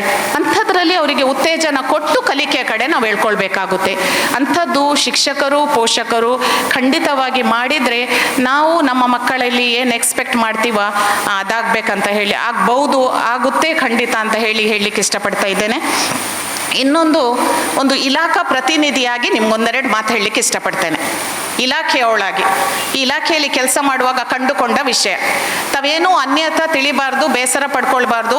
ಈ ಸಂಸ್ಥೆ ತುಂಬ ಉತ್ತಮವಾಗಿದೆ ನಾನು ಆಗಲೇ ಹೇಳಿದೆ. ಪೋಷಕರು ಹೇಗೆ ಕೇಳುವಾಗ ಬೆಸ್ಟ್ ಇದ್ದಾರೆ ಹೇಳಿದೆ, ಇದೊಂದೇ ವರ್ಡ್ ಸಾಕು. ಆದರೆ ನಾವು ಈಗಾಗಲೇ ಹಲವು ವಿಚಾರಣೆಗಳಿಗೆ ಹೋದ ಕಾರಣ ಈಗೊಂದು ಹೊಸ ಫ್ಯಾಷನ್, ಪೋಷಕರಿಗೆ ಒಂದು ಇಂಗ್ಲಿಷ್ ವ್ಯಾಮೋಹ, ಅನುದಾನ ರಹಿತ ಶಾಲೆಗಳು like this one, private unaided ಸ್ಕೂಲ್ಸ್ಗೆ ಹಾಕುವ ಉದ್ದೇಶ. ಏನೋ ಕ್ವಾಲಿಟಿ ಎಜುಕೇಷನ್ ನಮಗೆ ಸಿಗ್ತಾ ಇದೆ ಅಂತ. ಆದರೆ ಅಲ್ಲಿ ಬರುವಾಗ ಒಮ್ಮೆ ನಾವು ಯೋಚನೆ ಮಾಡಬೇಕು. ಎಕ್ಸಾಂಪಲ್ ಇದನ್ನೇ ತಗೊಂಡ್ರೆ, ಇಷ್ಟು ದೊಡ್ಡ ಒಂದು ಶಿಕ್ಷಣ ಸಂಸ್ಥೆ ಕಟ್ಟಿ ಬೆಳೆಸಲಿಕ್ಕೆ ಇದರ ಹಿಂದೆ ಎಷ್ಟು ಜನ ಶ್ರಮ ವಹಿಸಿರ್ಬೋದು, ಎಷ್ಟು ಜನರ ಯೋಚನೆ, ಎಷ್ಟು ಜನರ ಯೋಜನೆ, ಬೌದ್ಧಿಕ, ದೈಹಿಕ, ಎಷ್ಟು ಆರ್ಥಿಕವಾಗಿ ಶ್ರಮ ಇಲ್ಲಿ ವಿನಿಯೋಗ ಆಗಿದೆ. ನಾವು ಒಮ್ಮೆ ಯೋಚಿಸಿದರೆ ಸಾಕು. ಇಷ್ಟೊಂದು ಉತ್ತಮವಾದಂಥ ವ್ಯವಸ್ಥಿತವಾದ ಇನ್ಫ್ರಾಸ್ಟ್ರಕ್ಚರ್ ವೈಸ್ ಎಲ್ಲಿ ಸಹ ಏನೂ ಕೊರತೆ ಕಾಣದಂಥ ಒಂದು ಸಂಸ್ಥೆ ಕಟ್ಟಿ ಬೆಳೆಸಬೇಕು ಅಂತ ಹೇಳಿದರೆ, ಅಲ್ಲಿ ಆ ಆಡಳಿತ ಮಂಡಳಿ ಇರ್ಬೋದು, ಊರಿನವರು ಇರ್ಬೋದು, ಎಲ್ಲರ ಸಹಕಾರ ಎಷ್ಟಿರಬೇಕು, ಶ್ರಮ ಎಷ್ಟಿರ್ಬೋದು. ಅಂಥ ಸಂಸ್ಥೆಗಳನ್ನು ನಡೆಸಲಿಕ್ಕೆ ಖಂಡಿತವಾಗಿಯೂ ನಾವು ಪೋಷಕರಾಗಿ ನಮ್ಮ ಮಕ್ಕಳನ್ನು ಅಲ್ಲಿ ಕಲಿಸುವಾಗ ಏನು ಬೋಧನಾ ಶುಲ್ಕ, ಅವರ ಶುಲ್ಕಗಳಿದೆ, ಅದು ಖಂಡಿತ ಪಾವತಿಸಲೇಬೇಕು. ನಂಗಷ್ಟು ಸಾಮರ್ಥ್ಯ ಇದ್ರೆ ಮಾತ್ರ ನಾನು ಆ ಸಂಸ್ಥೆಗೆ ಹಾಕಬೇಕು. ಒಪ್ಪಿಕೊಳ್ತೀರಲ್ಲ ಇದು? ನಾನು ಇದನ್ನು ಯಾಕೆ ಹೇಳ್ತಿದ್ದೇನೆ ಅಂದರೆ, ಈಗ ಒಂದು ಹೊಸ ಫ್ಯಾಷನ್, ಪೋಷಕರು ತಮ್ಮ ಮಕ್ಕಳನ್ನು ಶಾಲೆಗೆ ಕಳಿಸೋದು, ಇಡೀ ವರ್ಷ ಫೀಸ್ ಕಟ್ಟದೆ ಬಾಕಿ ಮಾಡಿಕೊಂಡು ಅಲ್ಲಿ ಕೇಳಿದಾಗ ಡೈರೆಕ್ಟ್ ಎಲ್ಲಿಗೆ ಕಂಪ್ಲೇಂಟ್ ಮಾಡೋದು ಗೊತ್ತಾ? ಚೈಲ್ಡ್ ಲೈನ್ ಅಂತ ಒಂದಿದೆ. ಆ ಚೈಲ್ಡ್ ಲೈನಿಗೆ ಒಂದು ಕರೆ ಮಾಡಿದರೆ ಯಾವ ವಿಷಯವೂ ಆಗಿರ್ಬೋದು, ಅದು ಅಲ್ಲಿ ರಿಜಿಸ್ಟರ್ ಆಗುತ್ತೆ. ರಿಜಿಸ್ಟರ್ ಆದ ಕೂಡಲೇ ಅದು ನಮ್ಮ ಕಚೇರಿಗೆ ಬರುವಂಥದ್ದು. ಆಮೇಲೆ ನಾವು ವಿಚಾರಣೆಗೆ ಹೋಗಬೇಕು. ವಿಷಯ ವಿಚಾರಣೆ ಮಾಡಿ ಎಂತ ಅಂತ ಹೇಳಿ ಗಮನಿಸುವುದು ಮತ್ತೆ, ಆದರೆ ಹೋಗುವಾಗ ಒಮ್ಮೆ ಆ ಶಾಲೆಗೆ ಹೋಗ್ಬೇಕಲ್ಲ, ಆ ಶಾಲೆಯ ಮೇಲೆ ಕಂಪ್ಲೇಂಟ್ ಅಂತ. ಇದು ಹೆಚ್ಚಿನ ನಮ್ಮಲ್ಲಿ ಆಗ್ತಿರುವಂಥ ವಿಷಯ. ಇದನ್ನು ಯಾಕೆ ಹೇಳ್ತಿದ್ದೇನೆ ಅಂತ ಹೇಳಿದರೆ, ಪೋಷಕರಾದವರು ಖಂಡಿತ ಅರಿತಿರಬೇಕು. ಇನ್ ಕೇಸ್ ಶಾಲಾ ದಾಖಲಾತಿ ಸಂದರ್ಭದಲ್ಲಿ ಅಂತ ಏನಾದರೂ ನಿಮಗೆ ಸಮಸ್ಯೆಗಳಿದ್ರೆ ಆಡಳಿತ ಮಂಡಳಿಯ ಮುಖ್ಯ ಶಿಕ್ಷಕರಲ್ಲಿಯ ಮನವಿಗಳನ್ನು ಕೊಟ್ಟು, ಅಥವಾ ಏನಾದರೂ ಸಮಸ್ಯೆಗಳಿದ್ರೆ ಕನ್ಸೆಷನ್ ಕೇಳುವಂಥದ್ದು ಅಲ್ಲಿಯೇ ಆಗಬೇಕು ಆ ಹಂತದಲ್ಲಿ, ಹೊರತುಪಡಿಸಿ ಅದನ್ನು ನಾನು ಇದನ್ನೇ ಹೇಳ್ತಿದ್ದೇನೆ, ಶಿಕ್ಷಕರಿಗೆ ನೇಮಕಾತಿ ಮಾಡ್ಕೊಳ್ತಾರೆ, ಒಂದಿಷ್ಟು ವೇತನವನ್ನು ಕೊಟ್ಟು, ಸಾಮಾನ್ಯವಾಗಿ ಇಂಥ ಶಾಲೆಗಳಿಗೆ ಯಾವ ಸಬ್ಜೆಕ್ಟಿಗೂ ಕೊರತೆ ಆಗದಂತೆ ಟೀಚರ್ಸ್ ಇರ್ತಾರೆ. ಸಾಕಷ್ಟು ಸಹಾಯಕರು ಇರ್ತಾರೆ, ಕಚೇರಿ ಸಹಾಯಕರು ಇರ್ಬೋದು, ಬೇರೆ ಬೇರೆ ಕ್ರಾಫ್ಟ್ ಟೀಚರ್ಸ್ ಇರ್ಬೋದು, ಪಾರ್ಟ್ ಬಿ ಏನು ಸಬ್ಜೆಕ್ಟ್ಸ್ ಇದೆಯಾ ಟೀಚರ್ಸ್ ಎಲ್ಲರನ್ನು ಅವ್ರು ಅಪಾಯಿಂಟ್ಮೆಂಟ್ ಮಾಡಿ ಸಂಬಳವನ್ನು ಕೊಟ್ಟು ನಿಭಾಯಿಸುವಾಗ ಎಷ್ಟು ಕಷ್ಟ ಇದೆ. ಖಂಡಿತವಾಗಿ ಶಾಲೆಗಳನ್ನು ಸಂಸ್ಥೆಗಳನ್ನು ಕಟ್ಟುವಾಗ ಅವ್ರು ಯಾರು ಇದರಿಂದ ಏನಾದ್ರು ಸಿಗ್ಬಹುದು ಅಂತ ಎಕ್ಸ್ಪೆಕ್ಟ್ ಮಾಡೋದು ನಾನು ನಂಬುವುದೇ ಇಲ್ಲ. ಯಾಕಂತ ಹೇಳಿದ್ರೆ ಅವರೆಲ್ಲರೂ ವೆಲ್ ಆಫ್ ಆಲ್ರೆಡಿ, ಅವರಲ್ಲಿ ಬೇಕಾದಷ್ಟು ಇರುವವರೇ, ಆರ್ಥಿಕ ಸಾಮರ್ಥ್ಯ ಇದ್ದವರೇ ಮುಂದೆ ಬರುವಂಥದ್ದು.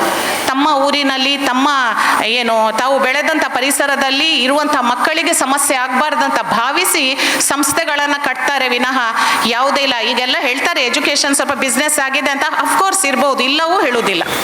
ಯಾಕಂದರೆ ನನ್ನ ಮಗಳಿಗೂ ನಾನು 11th ಅಡ್ಮಿಷನ್ ಮಾಡುವಾಗ 2 ಲಕ್ಷ ಕಟ್ಟಿದ್ದೇನೆ. ಆ ಸಂಸ್ಥೆಯಲ್ಲಿ ಅಷ್ಟೇ ಸಾಮರ್ಥ್ಯ ಇದ್ದವ್ರು ಹೋಗ್ಬೋದು, ಇಲ್ಲ ಅಂತ ಹೇಳುವುದಿಲ್ಲ. ಆದರೂ ಅವರದೇ ಆದ ರೀತಿಯಲ್ಲಿ ಅವ್ರು ಫ್ಯಾಕಲ್ಟಿ ಇಟ್ಟಿರ್ತಾರೆ.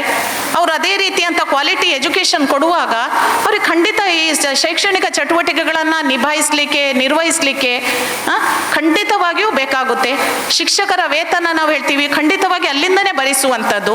ಹಾಗಂತ ಹೇಳಿ ಇನ್ನೊಂದು ವಿಷಯ ಹೇಳಲಿಕ್ಕೂ ಇಷ್ಟಪಡ್ತೇನೆ. ಶಿಕ್ಷಕರು ಇದ್ದಾರೆ, ಅವರು ಖಂಡಿತ ಯಾವುದೇ ನಮ್ಮಂಥ ಸರ್ಕಾರಿ ನೌಕರರಷ್ಟು ವೇತನ ಅವರಿಗೆ ಸಿಗ್ತಾ ಇಲ್ಲ. ಅದು ನಾನು ತುಂಬ ಮೆಚ್ಚುತ್ತೇನೆ. ಅವರಿಗೆ ಅನಿವಾರ್ಯತೆಯೂ ಇರಬಹುದು, ಅದರೊಟ್ಟಿಗೆ ಅವರಲ್ಲಿ ಸೇವಾ ಮನೋಭಾವ ಇದೆ. ಆದ ಕಾರಣ ಒಂದು ಸಂಸ್ಥೆಯಲ್ಲಿ ಬಂದು ಸೇರಿಕೊಂಡ್ರೆ ಸುಮಾರು ರಿಟೈರ್ಡ್ 60 ಇಯರ್ಸ್ ಆಗೋವರೆಗೂ ಅದೇ ಸಂಸ್ಥೆಯಲ್ಲಿ ಇರ್ತಾರೆ, ಎಲ್ಲಿ ಸಹ ಟ್ರೈ ಕೂಡ ಮಾಡೋದಿಲ್ಲ. ಯೂಶ್ವಲಿ ನಾನು ಅನುಭವದಲ್ಲಿ ಹೇಳ್ತೇನೆ, ಟೀಚರ್ಸ್ಗೆ ಸಾಮಾನ್ಯ ಪ್ರೈವೇಟ್ ಶಾಲೆಗಳಲ್ಲಿ ಕೇಳ್ತೇನೆ, ಸ್ಯಾಲ್ರಿ ಹೇಗಿದೆ, ಬೆಟರ್ ಇದೆಯಾ ಕೇಳ್ತೇನೆ. ಇದೆ ಮೇಡಮ್, ತೊಂದರೆ ಇಲ್ಲ. ಇಲ್ಲಿ ಅಲ್ಲ, ಜನರಲ್ ಕೇಳ್ತೇನೆ, ಇದೆ ತೊಂದರೆ ಇಲ್ಲ. ಕಡಿಮೆ ಹೇಳಿದರೆ ನಾನು ಹೇಳ್ತೇನೆ ಇಂಥ ಕಡೆ ಇದೆ, ತುಂಬ ಗ್ರೂಪಲ್ಲಿ ಬರುವಾಗ ಇಂಥ ಕಡೆ ಯಾಕೆ ಟ್ರೈ ಮಾಡು, ಬೇಡ ಮೇಡಮ್ ಸೆಟ್ ಆಗಿದ್ದೇವೆ, ಮ್ಯಾನೇಜ್ಮೆಂಟ್ ಒಳ್ಳೇದಿದೆ, ಏನು ಸಮಸ್ಯೆ ಇಲ್ಲ, ಪೇರೆಂಟ್ಸ್ ಒಳ್ಳೆ ಇದ್ದಾರೆ, ಇಂಥದ್ದು ಹೇಳ್ತಾರೆ ವಿನಃ ಎಲ್ಲಿ ಸಹ ವೇತನದ ಆಸೆಗೆ ಹೌದಾ ನಾನು ಇಂಥ ಕಡೆ ಹೋಗ್ತೇನೆ ಅಂತ ಹೇಳಿದ ಶಿಕ್ಷಕರನ್ನೇ ನೋಡಲಿಲ್ಲ ನಾನು. ಒಮ್ಮೆ ಒಂದು ಕಡೆ ಸೆಟ್ ಆದರೆ ಆ ವೇತನಕ್ಕೂ ಅವ್ರು ಸೆಟ್ ಆಗಿರ್ತಾರೆ, ಆಗ ಅವ್ರು ಅದನ್ನು ಯೋಚಿಸುವುದಿಲ್ಲ. ಕಂಪ್ಲೀಟ್ ಸೇವಾ ಮನೋಭಾವದಿಂದ ಕೆಲಸ ಮಾಡುವಂಥದ್ದು. ಆ ಸಿಗುವಂಥ ಒಂದಿಷ್ಟು ಸಂಬಳಕ್ಕೆ, ಯಾಕಂತ ಹೇಳಿದ್ರೆ ಎಲ್ಲ ಕಡೆ ಒಳ್ಳೆ ಸಂಬಳ ಸಿಗ್ತಾ ಇದೆ, ವೇತನ ಇದೆ, ಇನ್ಕ್ರಿಮೆಂಟ್ ಇದೆ, ಅದೆಲ್ಲ ಮ್ಯಾನೇಜ್ಮೆಂಟ್ ಮೇಲೆ ಬಿಟ್ಟಿರುವಂಥದ್ದು. ಆದರೂ ಕೂಡ ಇಷ್ಟೊಂದು ದೊಡ್ಡ ಸಂಸ್ಥೆ, ಸಾಕಷ್ಟು ಶಿಕ್ಷಕರ ನೇಮಕಾತಿ, ಆ ಶಿಕ್ಷಕರಿಗೆ ವೇತನವನ್ನು ಕೊಡಬೇಕು. ಅದೇನು ಹೇಳುವಷ್ಟು ನಮಗೆ ನಾನು ಕಂಪೇರ್ ಮಾಡ್ತಿದ್ದೇನೆ, ಸರ್ಕಾರಿ ನೌಕರಿಯಲ್ಲಿ ಇರುವಷ್ಟು ಇಲ್ಲ. ಆದರೂ ಕೂಡ ಅವರು ಅದರಲ್ಲಿ ತೃಪ್ತಿಯಿಂದ ಕೆಲಸ ಮಾಡ್ತಾರೆ. ಎಲ್ಲಿ ಸಹ ಮಕ್ಕಳಿಗೆ ಯಾವುದೇ ವಿಷಯದಲ್ಲಿ ಕೊರತೆ ಆಗದಂಗೆ ನೋಡ್ತಾರೆ ಅಂತ ಹೇಳಿದರೆ ನಾವೆಷ್ಟು ಗ್ರೇಟ್ಫುಲ್ ಇರಬೇಕು. ಒಂದೇ ನಾನು ನಿಮ್ಮಲ್ಲಿ ಪೋಷಕರಾಗಿ ಮನವಿ ಮಾಡೋದು, ಡಿಯರ್ ಪೇರೆಂಟ್ಸ್, ಏನಂತ ಹೇಳಿದರೆ ಯಾವುದೇ ಕಾರಣಕ್ಕೆ ಏನು ಅಸಮಾಧಾನಗಳಿದ್ರು ಇಲ್ಲಿದೆ ಅಂತ ಹೇಳುವುದಲ್ಲ, ಜನರಲ್ ಮಾತಾಡ್ತಿದ್ದೇನೆ. ಶಿಕ್ಷಕರೊಟ್ಟಿಗೆ ಮಾತನಾಡುವಂಥದ್ದು ಇನ್ನೂ ಹೆಚ್ಚಾದರೆ ಆಡಳಿತ ಮಂಡಳಿ ಖಂಡಿತ ಇದೆ, ಆದರೆ ಯಾವುದು ಮಾತಾಡಲೇಬಾರ್ದು. ಏನು ಅಸಮಾಧಾನ ಇದ್ರೂ ಶಾಲೆಗೆ ಬಂದ ಬಗೆಹರಿಸಬೇಕು, ಮಕ್ಕಳಲ್ಲಿ ಮಾತನಾಡಬಾರ್ದು. ಮಕ್ಕಳ ಎದುರಿಗೆ ಸಾಮಾನ್ಯವಾಗಿ ನಾನು ಗಮನಿಸಿದ್ದೇನೆ, ಮಕ್ಕಳು ಯಾವಾಗ ಶಿಕ್ಷಕರಿಗೆ ಗೌರವ ಕೊಡುವುದಿಲ್ಲ, ಹೇಳಿದ ಮಾತು ಕೇಳುವುದಿಲ್ಲ ನೋಡಿದಾಗ ಅದಕ್ಕೆ ಒನ್ ಆಫ್ ದ ರೀಸನ್ಸ್ ಮನೆಯಲ್ಲಿ ಶಿಕ್ಷಕರ ಬಗ್ಗೆ, ಆ ಶಾಲೆಯ ಬಗ್ಗೆ ಇರುವಂಥ ಒಂದು ಅಭಿಪ್ರಾಯ. ಕೆಲವೊಮ್ಮೆ ಮನೆಯಲ್ಲಿ ಮಾತನಾಡುವುದಿದೆ, ಶಿಕ್ಷಕರು ಕನ್ನಡ ಟೀಚರ್ ಚಂದ ಕಲಿಸ್ತಾಳ, ಅವಳೇಗೆ ಇವಳೇಗೆ ಅಲ್ವಾ, ಇರಬಹುದಲ್ಲ, ಇಲ್ಲ ಹೇಳ್ತೀರಾ? ಇದೆ ಏಕವಚನದಲ್ಲಿ ಮಾತಾಡೋದು, ಇದು ಖಂಡಿತ ಮಾಡಬಾರ್ದು. ನಾವು ಅವ್ರಿಗಿಂತ ತುಂಬ ದೊಡ್ಡವರು ಇರಬಹುದು, ಟೀಚರ್ಸ್ಗಿಂತ ಸೀನಿಯರ್ಸ್ ಇರ್ಬೋದು ಏಜಲ್ಲಿ ಕೂಡ. ನಮ್ಮ ಮಕ್ಕಳ ಎದುರಿಗೆ ಖಂಡಿತವಾಗಿಯೂ ನಾವು ಇದನ್ನು ಮಾಡಬಹುದು. ಶಿಕ್ಷಕರ ಬಗ್ಗೆ ಗೌರವದ ಮಾತುಗಳು. ಎಕ್ಸಾಂಪಲ್, ಹೇಗಿದ್ದಾರೆ ನಿಮ್ಮ ಕನ್ನಡ ಟೀಚರ್? ಮೊನ್ನೆ ಬಂದಿದೆ, ಒಳ್ಳೆ ಮಾತಾಡಿದ್ದು, ಚಂದ ಕಲಿಸ್ತಾರಲ್ಲ, ಹೇಗಿದೆ? ಇಲ್ಲ ಅರ್ಥ ಆಗೋದಿಲ್ವಾ, ಅದು ಸರಿ ಇಲ್ಲ, ನಂಗೆ ಗೊತ್ತಾಯ್ತು, ಇನ್ನು ಬರ್ತೇನೆ ನಾಡ್ದು ಮೀಟಿಂಗಿಗೆ. ಇಂಥ ವಿಷಯಗಳು ನೀವು ಮಾತಾಡ್ತೀರಿ ಅಂತ ಅಲ್ಲ, ಬಟ್ ಇಂಥ ವಿಷಯಗಳು ಖಂಡಿತ ಬರಬಾರ್ದು. ಆಗ ಮಾತ್ರ ನಮ್ಮ ಮಕ್ಕಳು ನಮ್ಮ ಶಾಲೆಯಲ್ಲಿ ನಾವು ಕಳಿಸಿದಂಥ ಶಾಲೆಯಲ್ಲಿ ಅಲ್ಲಿ ಕೊಟ್ಟಂಥ ವಿಷಯಗಳನ್ನು ಈಸಿಲಿ ಸ್ವೀಕರಿಸ್ತಾರೆ ಅಂತ ನಾನು ಭಾವಿಸ್ತೇನೆ. ಇಂಥ ಒಂದು ಎಲ್ಲಿಯೂ ಆಗದಂತೆ ನೋಡ್ಕೊಳ್ಳುವಂಥದ್ದು. ಮತ್ತು ಹೆಚ್ಚಿನ ವಿಷಯಗಳು ನಾನು ಬಹಳಷ್ಟು ವಿಷಯಗಳು ಹೇಳಿದ್ದೇನೆ ಅಂತ ಭಾವಿಸ್ತಾ ಇದ್ದೇನೆ. ಕೊಟ್ಟ ಸಮಯವೂ ಕಡಿಮೆ, ಸ್ವಲ್ಪ ಹೆಚ್ಚೇ ತೆಗೆದುಕೊಂಡೆ. ನಾನೇನಾದರೂ ಹೇಳಿದ್ದ ಇವ್ರು ಹೀಗೆ ಹೇಳಿದರು, ಇದು ಇಂಥದ್ದಿಲ್ಲ ಅಂತ ಆದರೆ ಖಂಡಿತ ತಾವು ನನಗೆ ಈಗಲೇ ಪ್ರಶ್ನಿಸ್ಬೋದು, ಅಥವಾ ಏನಾದರೂ ನಿಮಗೆ ಡೌಟ್ ಇದ್ದರೆ ಕೇಳ್ಬೋದು. ಖುಷಿ ಆದದ್ದು ಒಂದೇ. ಮೇಡಮ್, ಪ್ರೈಮರಿಯಲ್ಲಿ ಎಷ್ಟಿದೆ ಸ್ಟ್ರೆಂತ್? ಹಾಗೆ ಎಲ್ಲರೂ ಬಂದಿರ್ಬೋದಲ್ಲ. ಹೈಸ್ಕೂಲು ಟೋಟಲ್ ಅರೌಂಡ್ 1000 ಇದ್ದಾರಾ? ಹಾಂ, ನಿನ್ನೆ ಅಷ್ಟೇ ನಮ್ಮ ಸರ್, ಯಾಕಂದರೆ ಇವತ್ತೊಂದು ಬೇರೆ ಒಂದು ಇಲಾಖೆಯ ಕಾರ್ಯಕ್ರಮ ಇದೆ, ಒಂದು ಮೀಟಿಂಗ್ ಹೋಗ್ತೇನೆ ಹೇಳುವಾಗಲೇ, ಹೋಗ್ತಾ ಇದ್ದೀರಿ ಯಾಕೆ ಇಲ್ಲ ಕೇಳಿದ್ರು. ಇಲ್ಲ ಸರ್, PTA ಮೀಟಿಂಗ್ ಇದೆ, ಪ್ರೈಮರಿ ಸೆಕ್ಷನ್ದು ಹೇಳಿದ್ದಾರೆ. ಖುಷಿ ಆಯಿತು, ಯಾಕಂತ ಹೇಳಿದ್ರೆ ಮೋರ್ ದ್ಯಾನ್ ಈಗ ಹತ್ತಿರ 1000 ಮಕ್ಕಳು ಇರುವಂಥ ಶಾಲೆ. ಇನ್ನು ಮೊದಲೊಮ್ಮೆ ಬಂದಾಗ ಕೇಳಿದೆ, ಎದುರಿನ ಜಾಗ ಸಹ ಆಡಳಿತ ಮಂಡಳಿಯವರು ಪರ್ಚೇಸ್ ಮಾಡಿದ್ರಂತ ಕೇಳಿದ್ದೆ. ಸಂತೋಷ ಆದದ್ದು ಏನಂತ ಹೇಳಿದರೆ, ನೋಡಿ ಇನ್ನೇನೋ ಬದಲಾವಣೆಗಳು ಮಾಡಬೇಕು, ಇನ್ಯಾವುದೋ ಒಂದು ಉತ್ತಮ ಯೋಜನೆಗಳು ಇಟ್ಕೊಂಡು ಅವ್ರು ಮಾಡಿದ ಒಂದು ಉತ್ತಮ ಸಂಸ್ಥೆಯಲ್ಲಿ ತಾವೆಲ್ಲರೂ ತಮ್ಮ ಮಕ್ಕಳನ್ನು ದಾಖಲು ಮಾಡಿದ್ದೀರಿ. ಹೆಚ್ಚಿನ ಪೋಷಕರು ಕೂಡ ಆಗಮಿಸಿದ್ದೀರಿ. ಯಾಕೋ ನನಗೆ ಅಲ್ಲಿ ಹಿಂದೆ ಕೂತವರು ತುಂಬ ದೂರ ಡಿಸ್ಟೆನ್ಸ್ ಅಂತ ಅನಿಸಿದ್ರು. ನನ್ನ ಮಾತುಗಳನ್ನು ತಾವು ಬಹಳಷ್ಟು ತಾಳ್ಮೆಯಿಂದ ಕೇಳಿದ್ದೀರಿ. ಏನಾದರೂ ವಿಷಯ ಇದ್ದರೆ ಕೇಳ್ಬೋದು, ಸಾಮರ್ಥ್ಯ ಇದ್ದರೆ ನೀವು ನನಗೆ ಏನಾದರೂ ಸಾಧ್ಯ ಆದರೆ ನಿಮಗೆ ಅದನ್ನು ಉತ್ತರಿಸಲಿಕ್ಕೆ ಪ್ರಯತ್ನ ಪಡ್ತೇನೆ. ಒಂದು ಉತ್ತಮ ಅವಕಾಶ, ತಮ್ಮೆಲ್ಲರ ಎದುರಿಗೆ ನಿಂತು ಒಂದೆರಡು ಮಾತನಾಡಲಿಕ್ಕೆ ಅವಕಾಶ ಕೊಟ್ಟಂಥ ಆಡಳಿತ ಮಂಡಳಿಯವರಿಗೆ ಹಾಗೂ ಶಿಕ್ಷಕ ವೃಂದದವರಿಗೆ ಮತ್ತೊಬ್ಬೆ ವಂದನೆಗಳನ್ನು ಸಲ್ಲಿಸುತ್ತಾ ನನ್ನೆರಡು ಮಾತುಗಳನ್ನು ಮುಗಿಸ್ತೇನೆ. ಧನ್ಯವಾದಗಳು. Thank you so much. ಪೋಷಕರಾಗಲಿ ಶಿಕ್ಷಕರಾಗಲಿ ಮಕ್ಕಳ ಸರ್ವತೋಮುಖ ಬೆಳವಣಿಗೆಯಲ್ಲಿ ಅವರ ಪಾತ್ರ ಏನೆಂಬುದನ್ನು ಎಲ್ಲರಿಗೂ ತಿಳಿಸಿಕೊಟ್ಟಂತಹ ಶ್ರೀಯುತರಿಗೆ ಧನ್ಯವಾದಗಳು. ಇವರಿಗೆ ಭಗವತಿ ಎಜುಕೇಷನ್ ಟ್ರಸ್ಟ್ನ ಅಧ್ಯಕ್ಷರಾದಂತಹ ಶ್ರೀಯುತ ದಿನಕರ್ ಉಳ್ಳಾಲ್ ರವರು ಸ್ಮರಣಿಕೆಯನ್ನು ನೀಡಿ ಗೌರವಿಸಬೇಕಾಗಿ ಕೇಳಿಕೊಳ್ಳುತ್ತೇನೆ.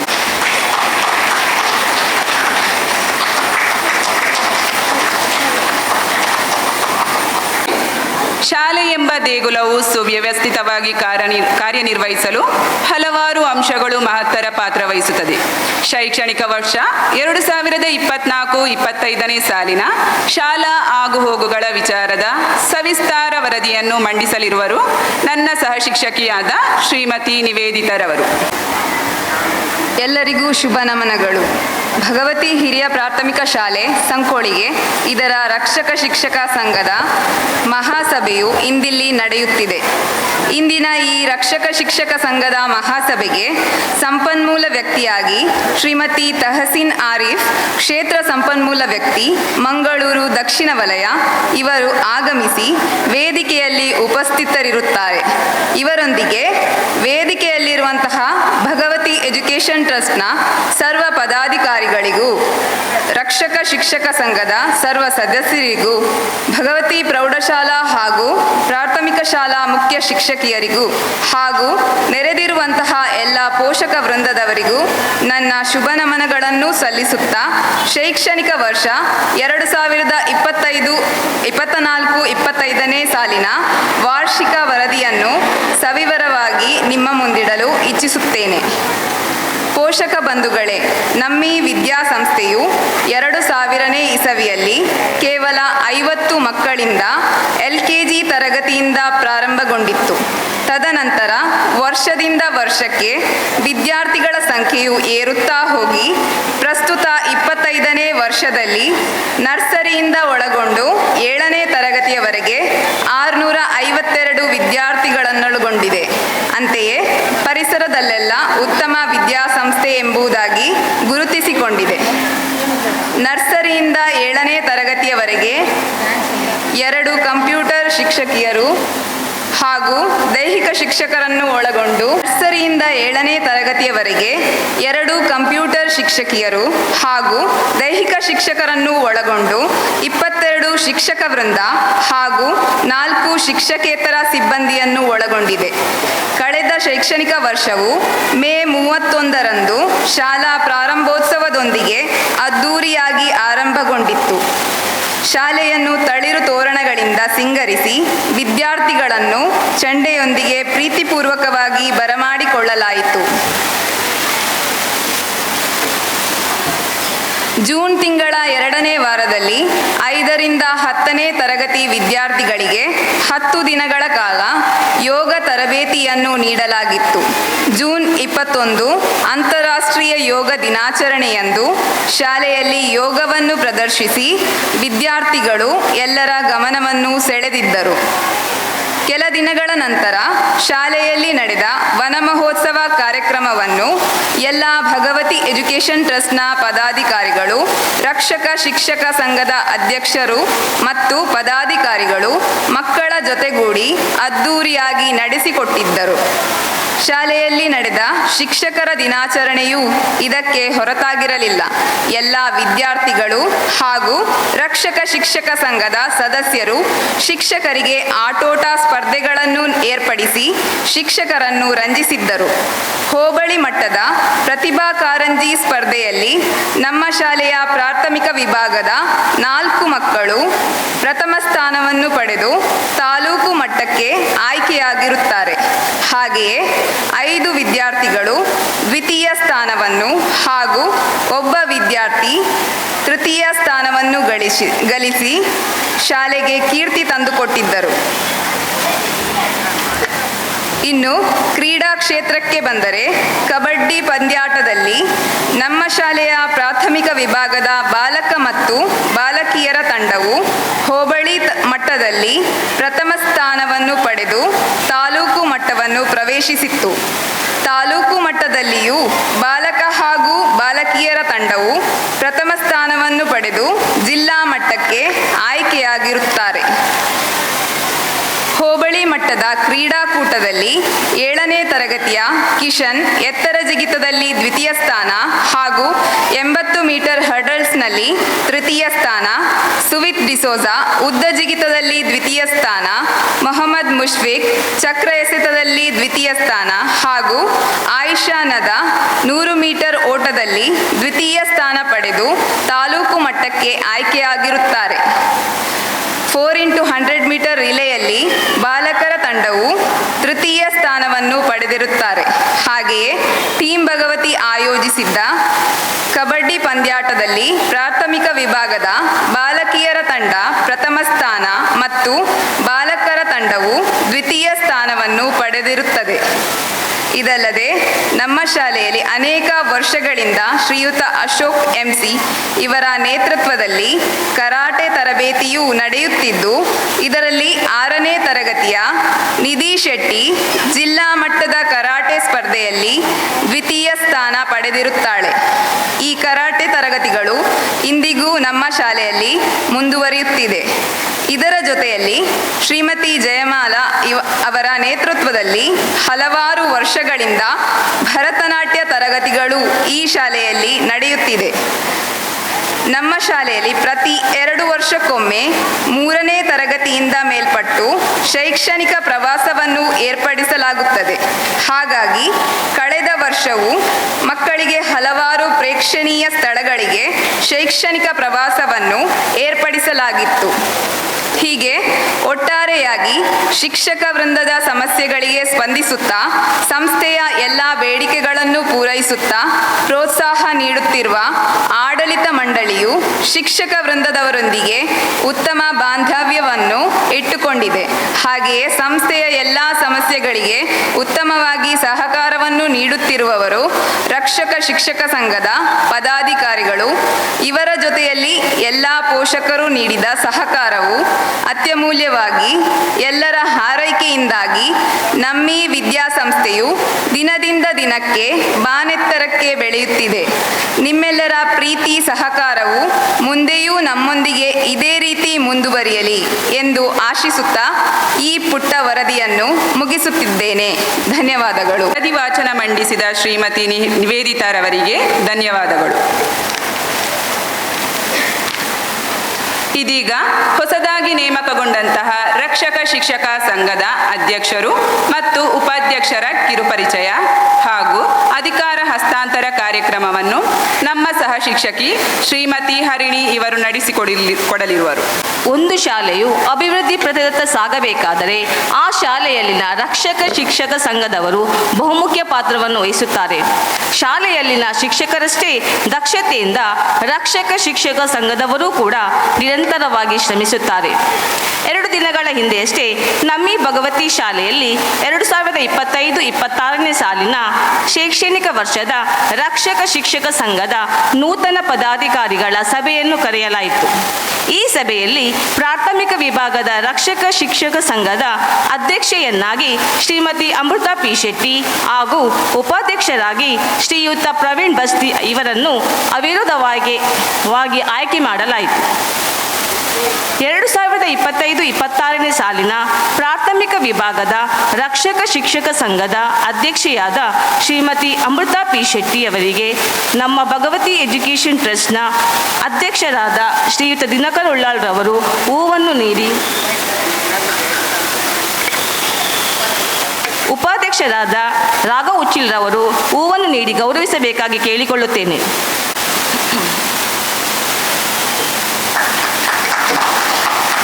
ಶ್ರೀಯುತರಿಗೆ ಧನ್ಯವಾದಗಳು.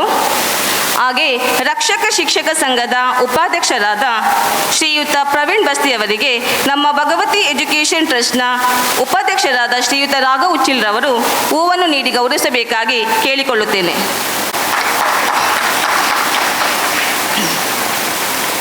2025-26ನೇ ಸಾಲಿನ ಶೈಕ್ಷಣಿಕ ವರ್ಷದ ರಕ್ಷಕ ಶಿಕ್ಷಕ ಸಂಘದ ಆಯ್ಕೆಯಾದ ಸದಸ್ಯರುಗಳ ಹೆಸರುಗಳು ಈ ರೀತಿ ಇದೆ. ಹೆಸರು ಕರೆದಂತೆ ಎದ್ದು ನಿಲ್ಲಬೇಕಾಗಿ ವಿನಂತಿಸಿಕೊಳ್ಳುತ್ತೇನೆ. ಎ ಇಂದ ದ್ವಿತಿ, ಪೇರೆಂಟ್ ಹೆಸರು ಸ್ವಾತಿ. LKG A ಇಂದ ಜಿಯಾನ್ SK, ಪೇರೆಂಟ್ ಹೆಸರು ಶಫೀಕ್. LKG B ಇಂದ ವೈಶಾನಿಕಾ ವಿದ್ಯಾ ಗಟ್ಟಿ, ಪೇರೆಂಟ್ ಹೆಸರು ವಿಭಾ ಅಂಜಲಿ ಗಟ್ಟಿ. LKG B ಇಂದ ರಿಶಾಂಕ್ ಸೌಮ್ಯ, ಪೇರೆಂಟ್ ಹೆಸರು. UKG B ಇಂದ ಮೊಹಮ್ಮದ್ ಸುಲ್ತಾನ್, ಪೇರೆಂಟ್ ಹೆಸರು ಶಬಾನಾ. ಫಸ್ಟ್ ಸ್ಟ್ಯಾಂಡರ್ಡ್ B ಇಂದ ತನೇಶ್, ಪೇರೆಂಟ್ ಹೆಸರು ರೇಣುಕಾ. ಸೆಕೆಂಡ್ A ಇಂದ Rithvik H Poojari, Pushpa. Second A ಇಂದ ದಿವಿಜ್ PV, ಪೇರೆಂಟ್ ಹೆಸರು ಬೇಬಿ. ಸೆಕೆಂಡ್ B ಇಂದ ಭುವಿಕಾ, ಪೇರೆಂಟ್ ಹೆಸರು ಜ್ಯೋತಿ. ಸೆಕೆಂಡ್ B ಇಂದ ನಶ್ವಾ ಫಾತಿಮಾ, ಮುಸ್ತಕಾ ಅಹಮದ್. ಥರ್ಡ್ A ಇಂದ Daksha R, Sushma. Third B ಇಂದ ಓಂಕಾರ್ ಹೆಗಡೆ, ಪೇರೆಂಟ್ ಹೆಸರು ರೂಪಾ. ಥರ್ಡ್ B ಇಂದ ಶಣಯ G, ಪೇರೆಂಟ್ ಹೆಸರು Girish Kumar T. Third B ಇಂದ ಇಶಾ ಖತೀಜಾ, ಪೇರೆಂಟ್ ಹೆಸರು ಮೊಹಮ್ಮದ್ ಇಕ್ಬಾಲ್. ಥರ್ಡ್ B ಇಂದ ವೃದ್ಧಿ, ಪೇರೆಂಟ್ ಹೆಸರು ಸ್ವಾತಿ. ಫೋರ್ತ್ A ಇಂದ ಶಾರ್ವಿ ಭರತ್ S, ಪೇರೆಂಟ್ ಹೆಸರು ಪ್ರಿಯಾಂಕಾ. ಫೋರ್ತ್ B ಇಂದ ಮೋಕ್ಷ, ಪೇರೆಂಟ್ ಹೆಸರು ಭಾಗ್ಯಲಕ್ಷ್ಮಿ. ಸಿಕ್ಸ್ತ್ A ಇಂದ ದ್ವಿತಿಕ್, ಪೇರೆಂಟ್ ಹೆಸರು ಪುಷ್ಪ. ಸಿಕ್ಸ್ತ್ B ಇಂದ ಫಾತಿಮಾ ರಶಾ ಶಣು, ಪೇರೆಂಟ್ ಹೆಸರು ಶಬಾನಾ. ಸಿಕ್ಸ್ತ್ B ಇಂದ ಸಾಂಚಿ, ಪೇರೆಂಟ್ ಹೆಸರು ಸುದರ್ಶನ್. ಸೆವೆಂತ್ A ಇಂದ ತನ್ವಿ ಶೆಟ್ಟಿ, ಪೇರೆಂಟ್ ಹೆಸರು ಕವಿತಾ. ಸೆವೆಂತ್ A ಇಂದ ಧೃತಿ, ಪೇರೆಂಟ್ ಹೆಸರು ಶಿಲ್ಪಾ. ಸೆವೆಂತ್ A ಇಂದ ಕೌಸ್ತುಕ್, ಪೇರೆಂಟ್ ಹೆಸರು ಕವಿತಾ. ಸೆವೆಂತ್ B ಇಂದ ತಸ್ಮೈ P ಶೆಟ್ಟಿ, ಪೇರೆಂಟ್ ಹೆಸರು ಅಮೃತಾ P. ಸೆವೆಂತ್ B ಇಂದ ಆರಾಧ್ಯ ಶೆಟ್ಟಿ, ಪೇರೆಂಟ್ ಹೆಸರು ಜಯಲಕ್ಷ್ಮಿ. ಸೆವೆಂತ್ B ಇಂದ ಶ್ರೇಯಾ ಜೆ, ಪೇರೆಂಟ್ ಹೆಸರು ಜ್ಯೋತಿ. ಸೆವೆಂತ್ B ಇಂದ ತನುಷ್ ಬಸ್ತಿ, ಪೇರೆಂಟ್ ಹೆಸರು ಪ್ರವೀಣ್ ಬಸ್ತಿ.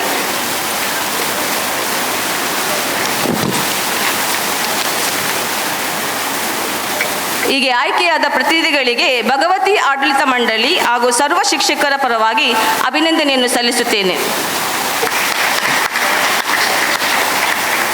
ಈ ಸುಸಂದರ್ಭದಲ್ಲಿ 2024-25ನೇ ಸಾಲಿನ ಶಾಲಾ ವಿವಿಧ ಚಟುವಟಿಕೆಯಲ್ಲಿ ಪ್ರತ್ಯಕ್ಷವಾಗಿ ಹಾಗೂ ಪರೋಕ್ಷವಾಗಿ ಸಹಕರಿಸಿರುವ ರಕ್ಷಕ ಶಿಕ್ಷಕ ಸಂಘದ ಅಧ್ಯಕ್ಷೆಯಾಗಿದ್ದಂಥ ಶ್ರೀಮತಿ ಅಮೃತ ಪಿ ಶೆಟ್ಟಿ ಹಾಗೂ ಉಪಾಧ್ಯಕ್ಷರಾದ ಪ್ರವೀಣ್ ಬಸ್ತಿ ಹಾಗೂ ಸಂಘದ ಸರ್ವ ಪದಾಧಿಕಾರಿಗಳಿಗೂ ಭಗವತಿ ಆಡಳಿತ ಮಂಡಳಿ ಹಾಗೂ ಸರ್ವ ಶಿಕ್ಷಕರ ಪರವಾಗಿ ಹೃತ್ಪೂರ್ವಕ ಧನ್ಯವಾದಗಳನ್ನು ಸಲ್ಲಿಸುತ್ತೇನೆ.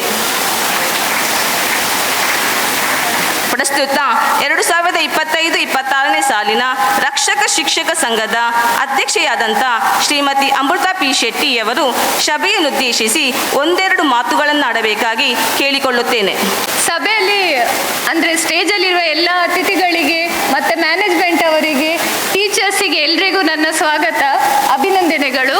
ಹಾಗೂ ಇಲ್ಲಿ ನೆರೆದಿರುವಂತಹ ಎಲ್ಲ ಪೋಷಕರಿಗೂ ನಮಸ್ಕಾರಗಳು. 2024-25ರಲ್ಲಿ ಕೂಡ ನಾನೇ PTA ಅಧ್ಯಕ್ಷೆಯಾಗಿ ಕಾರ್ಯನಿರ್ವಹಿಸಿದ್ದೆ.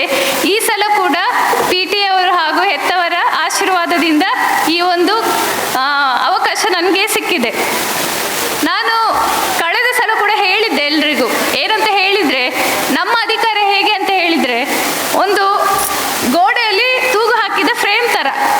ಅದನ್ನು ಯಾವ ರೀತಿ ಮುಂದುವರಿಸ್ಕೊಂಡು ಹೋಗಬೇಕು, ನಾವು ಹೇಳಿದ ಮನವಿಯನ್ನು ಯಾವ ರೀತಿ ಮುಂದೆ ತಕೊಂಡು ಹೋಗಬೇಕು ಅನ್ನುವುದು ಅದು ಮ್ಯಾನೇಜ್ಮೆಂಟ್ ಕೈಯಲ್ಲಿದೆ. ಕೈಗಳು ಅವರದ್ದು, ನಾವೊಂದು ಫ್ರೇಮ್ ಇದ್ದಾಗೆ ಅಷ್ಟೇ. ಅಂದರೆ ನಾವಲ್ಲ, ನಮ್ಮ ಅಧಿಕಾರ, ನಮ್ಮ ಮನವಿಗಳನ್ನು ಅವರು ಯಾವ ಒಂದು ಪರ್ಫೆಕ್ಟ್ ಪ್ಲೇಸಿಗೆ ಅವರು ಹೋಗಿ ಮುಟ್ಟಿಸ್ತಾರೆ ಅನ್ನೋದು ಅವರ ಮೇಲೆ ಡಿಪೆಂಡ್ ಆಗಿರ್ತದೆ. ನಾನು ಒಬ್ಬ ಅಧ್ಯಕ್ಷೆಯಾಗಿ ಎಲ್ಲ ಪೋಷಕರ ಹಾಗೂ PTA ಸದಸ್ಯರ ಯಾವುದೇ ಸಮಸ್ಯೆ ಇದ್ದರೂ ಅದನ್ನು ಮ್ಯಾನೇಜ್ಮೆಂಟ್ಗೆ ಮುಟ್ಟಿಸ್ತೇನೆ. ನನ್ನಿಂದ ಬಗೆಹರಿಸಲು ಸಾಧ್ಯವಿಲ್ಲ. ಅದನ್ನು ಬಗೆಹರಿಸಬೇಕಾದವರು ಅವರೇ ಆಗಿರ್ತಾರೆ. ಈಗ ನಾವು 2 ಮನವಿಯನ್ನು ಕೊಟ್ಟಿದ್ದೇವೆ. ಅದು ಪೋಷಕರು ಹಾಗೂ ಎಲ್ಲ PTA ಸದಸ್ಯರ ಪರವಾಗಿದೆ. 1ನೇ ಮನವಿ ಅಂತ ಹೇಳಿದರೆ ವಾಚ್ಮ್ಯಾನ್ ಅಪಾಯಿಂಟ್ಮೆಂಟ್ ಮಾಡುವಂಥದ್ದು. ಅದನ್ನು ನಮ್ಮ ಮ್ಯಾನೇಜ್ಮೆಂಟ್ ಅವರು ಸ್ವಾಗತಾರ್ಹವಾಗಿ ತಗೊಂಡಿದ್ದಾರೆ. ಹಾಗೂ ಲಾಸ್ಟ್ ಮಂತ್ 23ಗೆ ಅಡ್ವರ್ಟೈಸ್ ಕೂಡ ಕೊಟ್ಟಿದ್ದಾರೆ ಉದಯವಾಣಿಯಲ್ಲಿ. ಸೊ ಆದಷ್ಟು ಬೇಗ ಈಗ ವಾಚ್ಮ್ಯಾನ್ ಅಪಾಯಿಂಟ್ ಆಗ್ತಾರೆ ಅಂತ ಹೇಳೋದು ಒಳ್ಳೆ ವಿಷಯ ಆಗಿದೆ. ಎಲ್ಲರೂ ಒಂದ್ಸಲ ಕ್ಲಾಪ್ ಮಾಡಿ. ಹಾಗೆ ಇನ್ನೊಂದು ವಿಚಾರ ಇದೆ. ಪ್ರತಿ ವರ್ಷ ಫೀಸ್ ಜಾಸ್ತಿ ಮಾಡ್ತಾರೆ ಅಂತ ಹೇಳಿ ಸ್ವಲ್ಪ ಕಂಪ್ಲೇಂಟ್ ಮಾಡ್ತಾ ಇದ್ರು ಪೇರೆಂಟ್ಸ್ ಎಲ್ಲ. UKGಯಿಂದ ಫಸ್ಟ್ ಸ್ಟ್ಯಾಂಡರ್ಡ್ಗೆ ಬರುವಾಗ ಈ ವಿಷಯ ಸ್ವಲ್ಪ ಜಾಸ್ತಿ ಆಗ್ತದೆ, 4500 ತನಕ ಹೋಗ್ತದೆ ಅಂತ. ನಾನು ಈ ವಿಷಯವನ್ನು ಇಲ್ಲಿ ಇಷ್ಟು ಸವಿಸ್ತರವಾಗಿ ಮಾತಾಡಲಿಕ್ಕೆ ಇರಲಿಲ್ಲ. ಆದರೆ ನಮ್ಮ ಸರ್ ದಿನಕರ್ ಉಳ್ಳಾಲ್ ಅವರು ಒಂದು ಅಪಾರ್ಚುನಿಟಿ ಕೊಟ್ಟಿದ್ದಾರೆ. ಈಗ ಹೇಳಿ, ಪೇರೆಂಟ್ಸ್ ಏನಾದರೂ ಪ್ರಾಬ್ಲಮ್ ಇದ್ರೆ ಹೇಳಿ ಅಂತ ಹೇಳಿ, ಅದಕ್ಕೋಸ್ಕರ ಹೇಳ್ತಾ ಇದ್ದೇನೆ. ಸೊ ಅದ್ರ ಬಗ್ಗೆಯೂ ಮನವಿ ಕೊಟ್ಟಿದ್ದೇವೆ. ಏನಂತ ಹೇಳಿದರೆ, ಒಂದು 3 ವರ್ಷಕ್ಕೊಮ್ಮೆ ಫೀಸ್ ಜಾಸ್ತಿ ಮಾಡಿ ಸರ್. ಪ್ರತಿ ಸಲ ಫೀಸ್ ಜಾಸ್ತಿ ಮಾಡಿದರೆ ಸ್ವಲ್ಪ ತೊಂದರೆ ಆಗ್ತದೆ ಪೇರೆಂಟ್ಸಿಗೆ ಅಂತ ಹೇಳುವಂಥದ್ದು. ಯಾಕೆಂದರೆ 2-3 ಮಕ್ಕಳಿದ್ದವರು ಇದ್ದಾರೆ, ಅವರಿಗೆ ಅದು ಸ್ವಲ್ಪ ಜಾಸ್ತಿ ಆಗ್ಬೋದು, ಸ್ವಲ್ಪ ಬರ್ಡನ್ ಆಗ್ಬೋದು. ಅದಕ್ಕೋಸ್ಕರ ಈ ಮನವಿಯನ್ನು ನಾವು 1 ಜೂನಿಗೆ ಕೊಟ್ಟಿದ್ದೇವೆ ಆಡಳಿತ ಮಂಡಳಿಯವರೊತ್ತಿಗೆ ಮಾತಾಡಿ. ಇದರ ಬಗ್ಗೆ ಅವರು ಖಂಡಿತವಾಗಿಯೂ ಒಂದು ಒಳ್ಳೆ ಕ್ರಮ ತಗೊಂಡು ಈ 25ನೇ ವರ್ಷದ ಶುಭ ಸಮಾರಂಭವನ್ನು ಹಾಗೂ ಈ ಒಂದು ವಾರ್ಷಿಕ ಅವಧಿಯನ್ನು ಎಂತ ಹೇಳ್ತಾರೆ, ಅವಿಸ್ಮರಣೀಯ ಮೂಮೆಂಟ್ ಆಗಿ ಮಾಡ್ತಾರೆ ಅನ್ನೋದು ನಮ್ಮೆಲ್ಲರ ಅಭಿಲಾಷೆ ಆಗಿದೆ. ಸರ್ ಮಾಡ್ತೀರಂತ ಖಂಡಿತ ನಾನು ಅಂದ್ಕೊಂಡಿದ್ದೇನೆ. ಹಾಗೂ ಈ ಸಲ ಓಲ್ಡ್ ಸ್ಟೂಡೆಂಟ್ ಇದು ಕೂಡ ಕಮಿಟಿ ಮಾಡಿದ್ದಾರೆ. ಅವರು ಕೂಡ ಆದಷ್ಟು, ಇಲ್ಲಿ ಓಲ್ಡ್ ಸ್ಟೂಡೆಂಟ್ ಇದ್ದವರು ಕೂಡ ಇರಬಹುದು, ಅವರು ಕೂಡ ಆದಷ್ಟು ಸಹಕಾರ ಮಾಡಿ. ಒಳ್ಳೊಳ್ಳೆ ಪೋಸ್ಟಲ್ಲಿ ಇದ್ದಾರೆ. ಈ ಭಗವತಿ ಸ್ಕೂಲ್ ಇನ್ನೂ ಕೂಡ ಒಂದು ಗಗನದೆತ್ತರಕ್ಕೆ ಬೆಳೆಯುವ ಹಾಗೆ ನೀವೆಲ್ಲ ಸಹಕಾರ ಮಾಡಿ. ಈಗ ಅಟ್ ಪ್ರೆಸೆಂಟ್ ಇರುವ ಪೇರೆಂಟ್ಸ್ಗೆ ಸ್ವಲ್ಪ ಬರ್ಡನ್ ಕೂಡ ಕಮ್ಮಿ ಆಗಲಿ, ಫೀಸ್ ಜಾಸ್ತಿ ಮಾಡುವಂತಹ ಸಮಸ್ಯೆಯಿಂದ ಸ್ವಲ್ಪ ಪರಿಹಾರ ಸಿಗಲಿ ಅನ್ನೋದು ನನ್ನ ಒಂದು ಅಭಿಲಾಷೆ. ಸರ್ ನೀವೆಲ್ಲ ಇದನ್ನು ಸವಿಸ್ತಾರವಾಗಿ ಯೋಚಿಸ್ತೀರಿ ಅನ್ನೋದು ನನ್ನ ಒಂದು ಮನವಿಯಾಗಿದೆ. ಈ ಮನವಿ ರೈಟಿಂಗಲ್ಲಿದೆ. ಈಗ ಎಲ್ಲರ ಮುಂದೆ ನಾನು ನಿಮ್ಮ ಹತ್ರ ಹೇಳ್ತಾ ಇದ್ದೇನೆ. ಹಾಗೂ ಮತ್ತೆ ಸಣ್ಣ ಪುಟ್ಟ ಯಾವುದಾದ್ರೂ ಸಮಸ್ಯೆ ಇದ್ದರೆ ಪೇರೆಂಟ್ಸಿಗೆ ಅದು PTA ಅಲ್ಲಿ ಕೂಡ ಹೇಳುವ ಅಗತ್ಯ ಇಲ್ಲ. ಯಾಕೆಂದರೆ ಇಂತಹ ಒಂದು ತಾಯಿ ಸ್ವರೂಪರಾದಂತಹ 2 ಶಿಕ್ಷಕರು, ಮುಖ್ಯೋಪಾಧ್ಯಾಯಿನಿಯರಿದ್ದಾರೆ ಹಾಗೂ ಶಿಕ್ಷಕರಿದ್ದಾರೆ. ಯಾವುದೇ ಒಂದು ಸಮಸ್ಯೆ ಇರಲಿ ಅದನ್ನು ಒಂದೇ ಕ್ಷಣದಲ್ಲಿ ಪರಿಹರಿಸುವಷ್ಟು ಕೆಪಾಸಿಟಿ ಅವರಿಗಿದೆ. ಅವರು ಯಾವ ಮಕ್ಕಳಲ್ಲೂ ಭೇದ ಭಾವ ಆಗಲಿ, ಯಾವುದೇ ತೊಂದರೆ ಬರದಾಗೆ ನೋಡಿಕೊಳ್ಳುವಂತಹ ಜವಾಬ್ದಾರಿಯುತರಾಗಿದ್ದಾರೆ. ಹಾಗೂ ಬಹಳ ವರ್ಷದಿಂದ ಅನುಭವ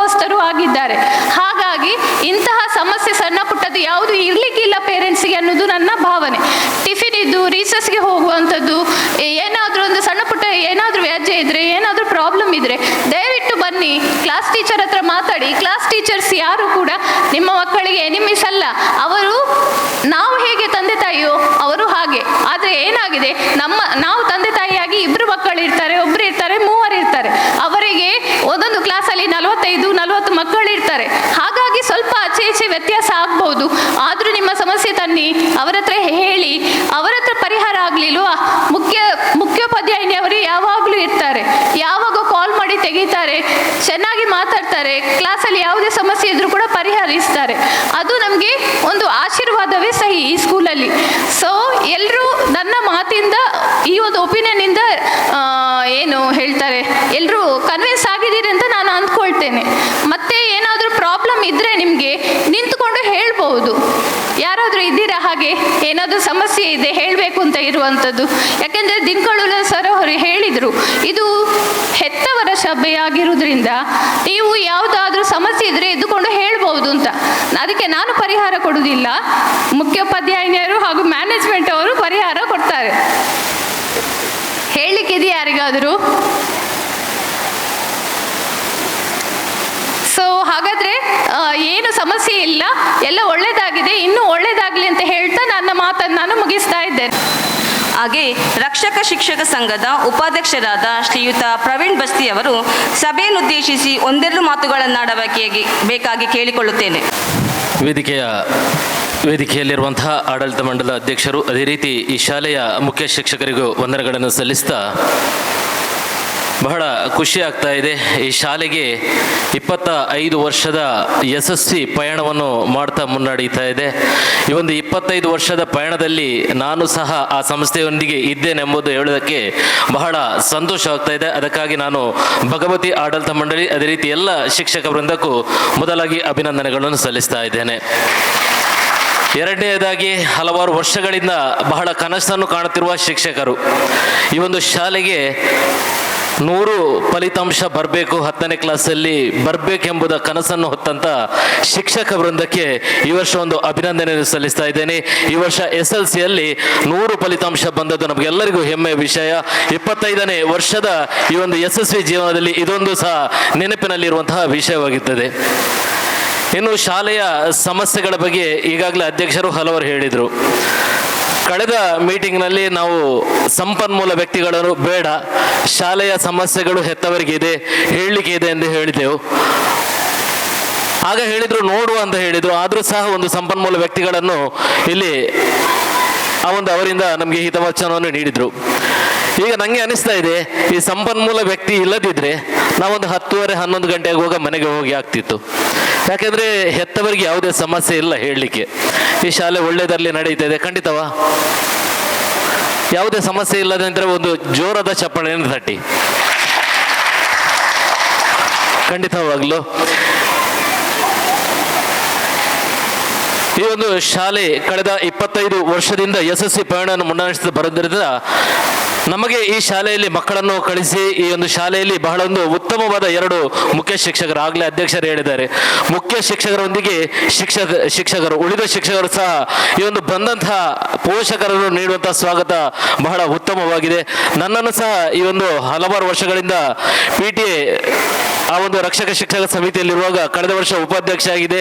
ಈ ಸಹ ಉಪಾಧ್ಯಕ್ಷರಾಗಿ ಆಯ್ಕೆಯನ್ನು ಮಾಡಿದ್ದೇವೆ. ಈ ಒಂದು 25 ವರ್ಷದ ಈ ವರ್ಷದಲ್ಲಿ ಹಲವಾರು ಕಾರ್ಯಕ್ರಮಗಳನ್ನು ನಾವು ರಕ್ಷಕ ಶಿಕ್ಷಕ ಸಂಸ್ಥೆಯಿಂದ ಮಾಡಬೇಕಂತ ಒಂದು ನಿರೀಕ್ಷೆಯನ್ನು ಇಟ್ಟಿದ್ದೇವೆ.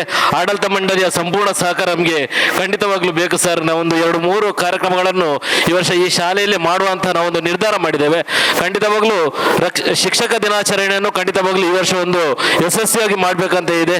ನಂತರ ನಾವು ಉಳಿದ ಆ 2 ವಿಷಯಗಳನ್ನು ನಾವು ನಿಮ್ಮ ಹತ್ರ ಖಂಡಿತವಾಗ್ಲೂ ಖುದ್ದಾಗಿ ಮಾತಾಡ್ತೇವೆ.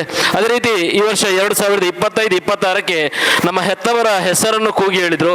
ನನಗೆ ಇಲ್ಲಿ ಯಾರು ಎದ್ದು ನಿಂತವರು ಕಾಣಲಿಲ್ಲ. ಒಂದು 4-5 ಮಂದಿ ಇಲ್ಲೊಂದು ಎದುರಲ್ಲಿ ಮಾತ್ರ ಎದುರು ನಿಂತಿದ್ದಾರೆ. ಅಂದರೆ ನಮಗೆ ಟೋಟಲ್ ಆಗಿ ಪ್ರಾಥಮಿಕ ವಿಭಾಗದಲ್ಲಿ 7ರಲ್ಲಿ 14 ಕ್ಲಾಸ್ ಇದ್ರೆ 28 ಮೆಂಬರ್ನವರು ಬೇಕು. ಖಂಡಿತವಾಗ್ಲೂ 25ನೇ ವರ್ಷದ ನಾವು ಯಶಸ್ವಿ ಮಾಡಬೇಕಾದ್ರೆ 28 ಮತ್ತು ಉಳಿದ ಪೋಷಕರ ಅಗತ್ಯ ಖಂಡಿತವಾಗ್ಲೂ ನಮಗೆ ಈ ವರ್ಷ ಬೇಕು. 25ನೇ ವರ್ಷದ ಯಶಸ್ವಿ ಯಶಸ್ವಿಯನ್ನು ತಮ್ಮೆಲ್ಲರ ಸಹಕಾರದಿಂದ ಯಶಸ್ವಿಯಾಗಿ ಮಾಡ್ತಾರೆ ಅಂತ ಹೇಳುತ್ತಾ, ಅದೇ ರೀತಿ ಅಧ್ಯಕ್ಷರು ಹಾಗೂ ಮುಖ್ಯ ಶಿಕ್ಷಕರ ಸಹಕಾರ ನಮ್ಮ ರಕ್ಷಕ ಶಿಕ್ಷಕ ತಂಡದ ಮೇಲೆ ಇರಲಿ ಅಂತ ಹೇಳುತ್ತಾ ನನ್ನ 2 ಮಾತುಗಳನ್ನು ಮುಗಿಸ್ತಾ ಇದ್ದೇನೆ. ಧನ್ಯವಾದಗಳು. 2025-26ನೇ ಸಾಲಿನಲ್ಲಿ ತಾವು ಮಾಡುವಂಥ ಎಲ್ಲ ಕೆಲಸ ಕಾರ್ಯಗಳು ಅಭಿವೃದ್ಧಿ ಪಥದಲ್ಲಿ ಸಾಗಲಿ ಎಂದು ಎಲ್ಲರ ಪರವಾಗಿ ಹಾರೈಸುತ್ತೇನೆ. ಶಾಲಾ ಅಭಿವೃದ್ಧಿ ಕಾರ್ಯಗಳನ್ನು ತನ್ನ ಜೀವನದ ಅವಿಭಾಜ್ಯ ಅಂಗವೆಂದು ಭಾವಿಸಿ ನಿರಂತರ ಶಾಲೆಯ ಕೆಲಸ ಕಾರ್ಯಗಳಲ್ಲಿ ತನ್ನನ್ನು ತಾನು ತೊಡಗಿಸಿಕೊಂಡಿರುವಂಥವರು ಭಗವತಿ ಎಜುಕೇಷನ್ ಟ್ರಸ್ಟ್ನ ಅಧ್ಯಕ್ಷರಾದ ಶ್ರೀಯುತ ದಿನಕರ್ ಉಳ್ಳಾಲ್ರವರು. ಇಂದಿನ ದಿನದ ಸಭೆಯ ಮಹತ್ವವನ್ನು ತಿಳಿಸಿಕೊಡಬೇಕಾಗಿ ಕೇಳಿಕೊಳ್ಳುತ್ತಿದ್ದೇನೆ. ಅವರು ನಮ್ಮ ಪುನಃ ನಿಮಗೆ ಈ ಶಾಲೆ ಬಗ್ಗೆ ರೂಲ್ಸ್ ಆ್ಯಂಡ್ ರೆಗ್ಯುಲೇಷನ್ ಬಗ್ಗೆ ಹೇಳಲಿಕ್ಕಿದ್ದಾರೆ. ದಯಮಾಡಿ ನಾನು ಜಾಸ್ತಿ ಮಾತಾಡಲಿಕ್ಕೆ ಹೋಗೋದಿಲ್ಲ, ಯಾಕಂದರೆ ಇವತ್ತು ಪೇರೆಂಟ್ ಟೀಚರ್ಸ್ ಅಸೋಸಿಯೇಷನ್ ಸಭೆ ಆಗಿರೋದು ನನಗೆ ಮಾತಾಡಬಾರ್ದು ಜಾಸ್ತಿ. ವೇದಿಕೆಯಲ್ಲಿರುವ ನಮ್ಮ ಉಪಸ್ಥಿತಿಯಲ್ಲಿರುವ ನಮ್ಮ ಉಪಾಧ್ಯಕ್ಷರಾದ ರಾಘವ ಚಿಲ್ತವರೇ, ಟ್ರೆಷರವರಾದ ಮಾಧವ ತಲಪಾಡಿಯವರೇ ಹಾಗೂ ಟ್ರಸ್ಟಿಯವರಾದ ಗಜಲಕ್ಷ್ಮಿಯವರೇ, 2 ಮುಖ್ಯೋಪಾಧ್ಯಾಯ 2 ಶಾಲೆಯ ಹಾಗೂ ಈಗಾಗಲೇ ನೂತನವಾಗಿ ಕಳೆದ ಬಾರಿ ಕೂಡ ಅವರೇ ಇದ್ದರು ಅಮೃತ ಶೆಟ್ಟಿಯವರೇ, ಅದೇ ರೀತಿಯಲ್ಲಿ ಪ್ರವೀಣ್ ಬಸ್ತಿಯವರೇ, ಎಲ್ಲ ಗೌರವಾನ್ವಿತ ನಮ್ಮ ಎಲ್ಲ ಸದಸ್ಯರುಗಳೇ, ನೂತನವಾಗಿ ಬಂದಿರೋ ಎಲ್ಲ ಪೋಷಕರೇ, ಮಾಧ್ಯಮದವರೇ, ಫೋಟೋಗ್ರಾಫರ್ಸ್ ಎಲ್ರಿಗೂ ಸಹ ಹಾಗೂ ಮಕ್ಕಳಿಗೆ ಮೊದಲನೇದಾಗಿ ನಾನು ಕ್ಷಮೆಯನ್ನು ಕೇಳ್ತಾ ಇದ್ದೇನೆ. ಯಾಕೆಂದರೆ ಒಂದು ವಿಡಿಯೋ ಕಾಲ್ ಬಂತು ನನಗೆ. ನಾನು ಅದು ಎತ್ತಲಿಕ್ಕೆ ಆಗದೇ ಇರಲಿಕ್ಕೆ ಸಂದರ್ಭದಲ್ಲಿ ನಾನು ಎತ್ತಿದ್ದೇನೆ. ಯಾಕಂತೇಳಿದರೆ ಸಭೆಯಲ್ಲಿ ಅದು ಗೌರವವನ್ನು ಕಾಣಬೇಕು. ನಾನು ನಗರಸಭೆಯ ಸದಸ್ಯರಾಗಿರೋದ್ರಿಂದ ಅವರು ಕಾಲ್ ಮಾಡಿದರು, ಒಂದು ಕೆಲಸ ಆಗ್ತಾ ಇದೆ, ಅದರ ಸೈಜ್ ಎಷ್ಟು ಅಂತೇಳಿ. ನಾನು ಇಂಜಿನಿಯರ್ ಆಗಿದ್ದರಿಂದ ಅದನ್ನು ಎತ್ತಬೇಕಾಗಿತ್ತು, ಅದಕ್ಕೆ ಕ್ಷಮೆ ಕೇಳ್ತಾ ಇದ್ದೇನೆ. ಆದ್ದರಿಂದ ಎದ್ದು ಹೋಗಬೇಕಾಗಿತ್ತು. ಆ ಸಂದರ್ಭದಲ್ಲಿ ನಿಮ್ಮ ಅಧ್ಯಕ್ಷರಿಗೆ ಹೂ ಕೊಡುವಾಗ ಇದಾಯಿತು, ಅದಕ್ಕೆ ನಿಮ್ಮ ಕ್ಷಮೆ ಕೇಳ್ತಾ ಇದ್ದೇನೆ. ಯಾವಾಗಲೂ ನಾನು ಮೊಬೈಲನ್ನು ನಾನು ಮುಟ್ಟೋದಿಲ್ಲ, ಯಾವ ಫಂಕ್ಷನ್ನಲ್ಲಿ ಕೂಡ. ನಾನು ಮುನ್ಸಿಪಾಲಿಟಿ ಮೀಟಿಂಗಲ್ಲಿ ಆಗಿರುವಾಗ ಕೂಡ ನಾನು ಯಾವಾಗಲೂ ಮೊಬೈಲ್ ಮುಟ್ತಾ ಇಲ್ಲ. ಈಗ ಕೂಡ ನಾನು ಸೈಲೆನ್ಸಲ್ಲಿ ಇಟ್ಟಿದ್ದೇನೆ. ನಿಮ್ಮೆಲ್ಲರಿಗೂ, ಎಲ್ಲ ಅಧ್ಯಕ್ಷರಿಗೂ, ಉಪಾಧ್ಯಕ್ಷರಿಗೂ ಮತ್ತು ಎಲ್ಲ ಸದಸ್ಯರಿಗೂ ನಾನು ನನ್ನ ಅಭಿನಂದನೆಯನ್ನು ಸಲ್ಲಿಸ್ತಾ ಇದ್ದೇನೆ. ವಿಶೇಷವಾಗಿ ನಿಮ್ಮ ಈ ಸಭೆಯಲ್ಲಿ ಪುನಃ ನೀವು ಆಯ್ಕೆಯಾಗಿ ಬಂದಿರಿ. ಹೆಚ್ಚಿನವರು ಮೊದಲಿನವರೇ ಆಗಿದ್ದೀರಿ. ನಿಮಗೆಲ್ಲರಿಗೂ ನಾನು ನಮ್ಮ ಮ್ಯಾನೇಜ್ಮೆಂಟ್ನ ಪರವಾಗಿ ನಾನು ಅಭಿನಂದನೆ ಸಲ್ಲಿಸ್ತೇನೆ. ನಿಮಗೆ ಶುಭ ಹಾರೈಸ್ತಾ ಇದ್ದೇನೆ.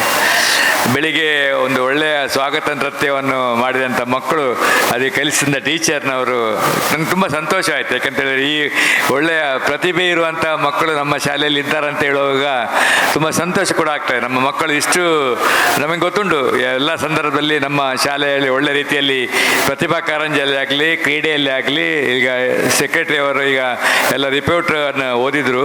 ಆ ಸಂದರ್ಭ ನಮ್ಮ ಶಾಲೆಯ ಹೆಮ್ಮೆಯ ವಿಚಾರವಾಗಿ ನಮಗೆ ಗೊತ್ತಿರ್ತದೆ. ಮ್ಯಾನೇಜ್ಮೆಂಟ್ ಕೂಡ ತುಂಬ ಖುಷಿಯಾಗಿರ್ತದೆ. ಈಗಾಗಲೇ ಉಪನ್ಯಾಸದ ಬಗ್ಗೆ ತಾಯಿಸಿಂದ್ರವರು ಮಾತಾಡಿದರು ಅತಿಥಿಗಳಾಗಿ. ಒಂದು ಅವರ ವೈಯಕ್ತಿಕ ವಿಷಯವಾಗಿ, ಅದಲ್ಲದೆ ಮಕ್ಕಳಿಗೆ ಬೇಕಾಗುವಂಥ ಶಾಲೆಯ ಪೇರೆಂಟ್ಸ್ನವ್ರಿಗೆ ಬೇಕಾಗುವಂಥ ವಿಷಯವನ್ನು ಹೇಳಿದರು. ಬೇಡ ಬೇಕಂತ ಹೇಳೋ ವಿಚಾರದಲ್ಲಿ ಅವರೇ ತೀರ್ಮಾನ ತೆಗೆದುಕೊಂಡ್ರು, HMನವರು ಬೇಕಂತೇಳಿ. ಯಾಕೆಂದರೆ ಒಳ್ಳೆ ರೀತಿಯಲ್ಲಿ ಅವರು ಹೇಳ್ತಾರೆ ಪೇರೆಂಟ್ಸ್ ಅವ್ರಿಗೆ ಅಂತೇಳಿ. ನನಗೆ ಪ್ರಯೋಜನ ಆಗಿದೆ, ಯಾಕೆಂದರೆ ನಾನೇ ಅವರನ್ನು ಹೇಳುವುದನ್ನು ಎಲ್ಲ ಕೇಳ್ಕೊಳ್ತಾ ಇದ್ದೆ, ಏನೆಲ್ಲ ಹೇಳ್ತಾರಂತೇಳಿ. ಅವರಿಗೆ ಸಹ ನಾನು ನಮ್ಮ ಶಾಲೆ ಪರವಾಗಿ ಅಭಿನಂದನೆ ಸಲ್ಲಿಸ್ತಾ ಇದ್ದೇನೆ. 25ನೇ ವರ್ಷದ ಶಾಲೆ ಪ್ರಾಥಮಿಕವಾಗಿ ನಾನೇ ಅಧ್ಯಕ್ಷನಾಗಿದ್ದೆ. ಆ ದೇವರು ನನಗೆ ಕೊಟ್ಟ ಆಯುಷ್ಯವನ್ನು ಇವತ್ತು 25ನೇ ಕಾಲದಲ್ಲಿ ಸಹ ನಾನೇ ಇದ್ದೇನೆ. ರಾಘವ ಚಿಲ್ರವರು ಆ ಸಂದರ್ಭದಲ್ಲಿ ಅವರು ಕೂಡ ಇದ್ದರು. ಅದೇ ರೀತಿಯಲ್ಲಿ ಮಾಧವನ್ ಅವರು ಇದ್ರು. ಇವರು ಹೊಸದಾಗಿ ರೋಹಿದಾಸ್ ಬಂಗರ್ರವರ ಸೊಸೆಯವರು ಇವತ್ತು ನಮ್ಮೊಟ್ಟಿಗೆ ಇದ್ದಾರೆ, ಗಜಲಕ್ಷ್ಮಿ ಅವರು. ರೋಹಿದಾಸ್ ಬಂಗರ್ರವರು ನಾವು ಗೌರವಾಧ್ಯಕ್ಷ ಅಂದುಕೊಂಡು ಈ ಶಾಲೆಯನ್ನು ಕಟ್ಟಡವನ್ನು ಕಟ್ಟಲಿಕ್ಕೆ ಎಷ್ಟು ಶ್ರಮ ಪಟ್ಟಿದ್ದಾರೆ ಅಂತ ನಮಗೆ ಗೊತ್ತು. ಯಾಕಂದರೆ ಆ ದಿವಸ ದುಡ್ಡು ಇರಲಿಲ್ಲ, ಎಲ್ಲ ಇರಲಿಲ್ಲ, ಏನಿರಲಿಲ್ಲ. ಶಾಲೆ ಮುಚ್ಚುವಂಥ ವ್ಯವಸ್ಥೆಯಲ್ಲಿ ನಮ್ಮ ಲತಾ ಮೇಡಮ್ನವರು ಏನೆಲ್ಲ ಮಾಡಿದ್ದಾರೆ. ನಮ್ಮ ಬೇರೆ ಕಡೆಯಿಂದ ನಾವೆಲ್ಲ ಸ್ಥಳ ಅಡವಿಟ್ಟುಕೊಂಡು ಈ ಶಾಲೆಯನ್ನು ಕಟ್ಟಿಸಿ ದೊಡ್ಡ ಇದು ಮಾಡಿದ್ದೇವೆ. ಅದನ್ನು ಹೇಳುವಂಥ ವಿಚಾರದಲ್ಲಿ ಈಗ ಅಲ್ಲ. ಯಾಕಂತೇಳಿದರೆ ಇಷ್ಟು ದೊಡ್ಡದಾದ ಶಾಲೆ ನಡೆಸಲಿಕ್ಕೆ ಕಷ್ಟ ಸಹ ಇರ್ಬೋದು, ಇದೆಲ್ಲ ಸಹಕಾರ, ಇದೆಲ್ಲ ನಮಗೆ ಬೇಕಾದ ಧೈರ್ಯ ಕೊಟ್ಟದ್ದು ಆ ದೇವರು ಮತ್ತು ನಮ್ಮಂಥ ಎಲ್ಲ ನಿಮ್ಮಂಥ ಪೋಷಕರು ಅಂತ ಹೇಳಲಿಕ್ಕೆ ನಾನು ಇಚ್ಛೆ ಪಡ್ತಾ ಇದ್ದೇನೆ. ನಿಮಗೆ ಎಲ್ಲರ ಪರವಾಗಿ ನಾನು ಅಭಿನಂದನೆ ಸಲ್ಲಿಸ್ತಾ ಇದ್ದೇನೆ.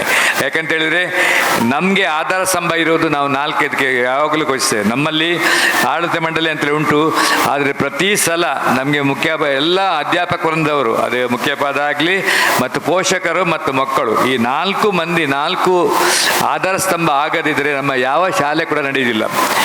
ನಿಮಗೆ ಒಂದು ವಿಚಾರವನ್ನು ಹೇಳಲಿಕ್ಕೆ ಇಚ್ಛೆ ಪಡ್ತಾನೆ. ಇವತ್ತು SLCಯಲ್ಲಿ ನಾವು 100% ತೆಗೆದುಕೊಂಡದ್ದು ತುಂಬ ಒಳ್ಳೆಯ ವಿಚಾರ. ಆದರೆ ಎಷ್ಟೋ ಶಾಲೆಗಳಲ್ಲಿ ಇವತ್ತು 0% ಆಗಿದೆ. ಅಂದರೆ ಮಕ್ಕಳು ಫಲಿತಾಂಶ ಇಲ್ಲದೆ ಶಾಲೆ ಮುಚ್ಚುವಂಥ ಕೆಲಸ ಆಗಿದೆ. ಸರ್ಕಾರಿ ಶಾಲೆಯನ್ನು ಮುಚ್ಚುವುದಿಲ್ಲ, ಆದರೆ ಯಾಕಂತ ಹೇಳಿದರೆ ಅವರಿಗೆ 0% ಆದರೂ ಬರ್ತದೆ.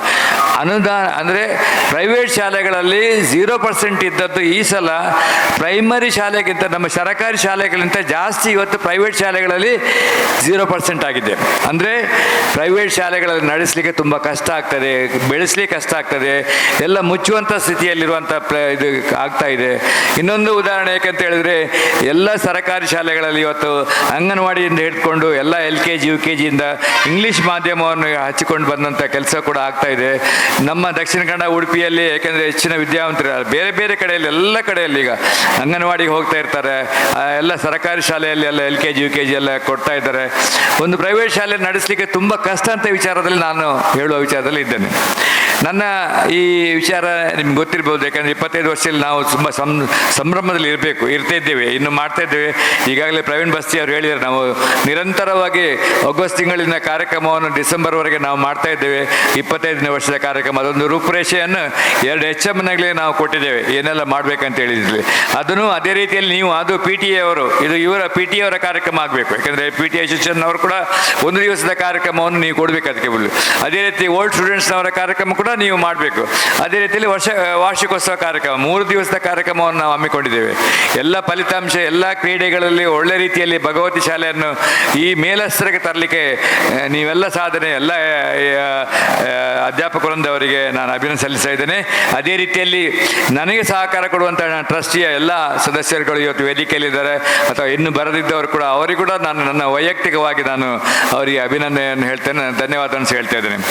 2 ವಿಚಾರವನ್ನು ಅವರು ಹೇಳಿದರು. ಒಂದು ವಾಚ್ಮ್ಯಾನ್ನ ಬಗ್ಗೆ ನಾನು ಕಳೆದ ಬಾರಿಯಲ್ಲಿ ಹೇಳಿದ್ದೇನೆ ನೋಡಿ, ವಾಚ್ಮನ್ನನ್ನು ಇದು 6 ತಿಂಗಳವರೆಗೆ ನಾನು ಹೇಳ್ತಾ ಇದ್ದೇನೆ. ವಾಚ್ಮನ್ನನ್ನು ನಾವು ಪೇಪರ್ಲಿ ಕರೆದುಕೊಂಡು ವಾಚ್ಮನ್ನನ್ನು ಕಳಿಸುವಂಥ ಕೆಲಸ ಎಲ್ಲೂ ಆಗುವುದಿಲ್ಲ. ನಿಮ್ಮ ಲೋಕಲಲ್ಲಿ ಯಾರಾದರೂ ಇದ್ದರೆ ಕೊಡಿ ಅಂತ ಹೇಳೋ ವಿಚಾರದಲ್ಲಿ ನಾವು ಹೇಳ್ತಾ ಇದ್ದೇವೆ.